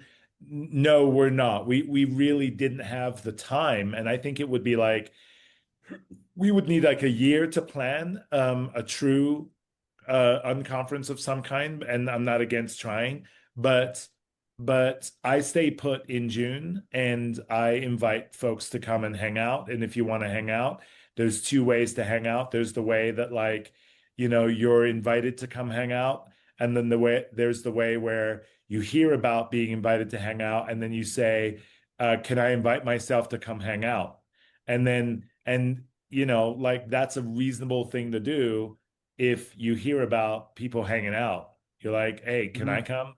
And if you don't have the instinct to do that, or the notion to do that, just figure out when you do, and then have the instinct to do that. But if it doesn't occur to me to invite somebody, then it can wait till next year. Yeah. And if it I mean, does, you can an yeah, unconference can be super tiny. It could be 3 people, right? I figure, you've got a crew of people out there. I think, if a few of us chose to coordinate on a weekend or a weekday or whenever to come by, then let's it's just a matter of making a couple restaurant reservations and making a plan to make a zine and build a bot and hang out and have some cocktails and that's yeah, it. That sounds a pretty good weekend to me. Will yeah. portions of that revolution be streamed so that I can feed that video into my bot and then it'll know how to do the magic you guys do? I think we would make part of it like during office hours. Just make it so that, like, maybe you show up on the day before, and then I'll hang out. I'll be in the corner over there, rooting through I all the I drawers. I have a really big attachment to the notion of you have to be present to win, because without that, then your instinct to say, I'm going to show up and bring some of my special sauce to that hangout, without, like, that's not going to show up. So uh I respectfully sort of ask that we don't get a lot of pressure to over surveil ourselves while we chill and do interesting things. But if you want a 5 minute or a tight 10 on what we made afterwards, I think we would love to do that. So no meta Yeah, no, glasses. no phones, no guns. Right on, Sam. You got it. No phones, no guns. I I love was just that gonna say shirt. That no. was awesome. I was just thinking no meta glasses, but that's funnier. Yeah, Yeah. I think I vote to print a card that says no phones, no guns. Oh, it's It's from literally a Rick. t-shirt that I. Oh, It's a you wrote that. t-shirt. It's a t-shirt I wear a bunch of times. I am like, no phones, no guns. Like. That's great. Okay, I love it. Yeah. Apparently, someone's burning toast, which means I have to go open a window. And Or you're having a seizure. oh, perfect. Did you not have that commercial when you were in Canada? There was a commercial where like one of the signs of having an epileptic seizure is that they would smell burning toast. This one patient, and they were doing brain surgery, and they diagnosed her, and they were like, "Oh, I smell toast." And anyway, so yeah, that I just or went a to migraine. like, I have migraines. That's one of the auras. I don't get that one, but really okay. yeah, I actually had a couple yesterday. I had the visual one for an hour, then oddly 9 hours later, I had the sensory motor one. It's like Oh, stroke symptoms. It's amazing. that's It's great. terrible. But Yeah, but some people they smell different. They smell different yeah, scents as their migraine trigger and seizure, and so. yeah. What So do you anyways, do yeah. about your migraines, Joel? So I didn't. So I have a medicine now that I take. It doesn't take the aura away, but like I keep it with me, and I can only do it once a day though. So I take it. It helps the next week not be as bad. But instead of staying home and just resting all day, I went to an event at the Philly Art Museum, and then also had a frustrating conversation on my phone, texting during that. So I did all the things I shouldn't do, and that's why when I got home, I had the sensory motor, more rare one, where like my right arm and leg get weak and feel like kind of weird for an hour. What's But the I know what it medicine? is. So like resting is good, and then the medicine. You said what's Yeah. that? It's the one I take is called Nurtec. It's one. There's a couple newer medicines the last few years that where I'm lucky. Well, I'm lucky in that I get the type of migraine. I don't tend to have any headache. I just get these weird visual and sensory motor auras. NURTEC. Yeah, NURTEC. Cool, thanks. My Yeah, daughter's there's had a another one just like it, but that's one of the main new types. Yeah. my daughter's had a migraine for the last 4 months, and I've been trying to Oh, help her like move beyond it. And as it turns out, very little is helping. yeah, just in that medicine, that class of drug, it's like a lot cleaner than the old kinds. So I guess it does less other side effects to the brain, but it can be taken like I do, where when I get my visual aura, I pop it, and then that's helpful to me. Some people also take it every other day as preventative.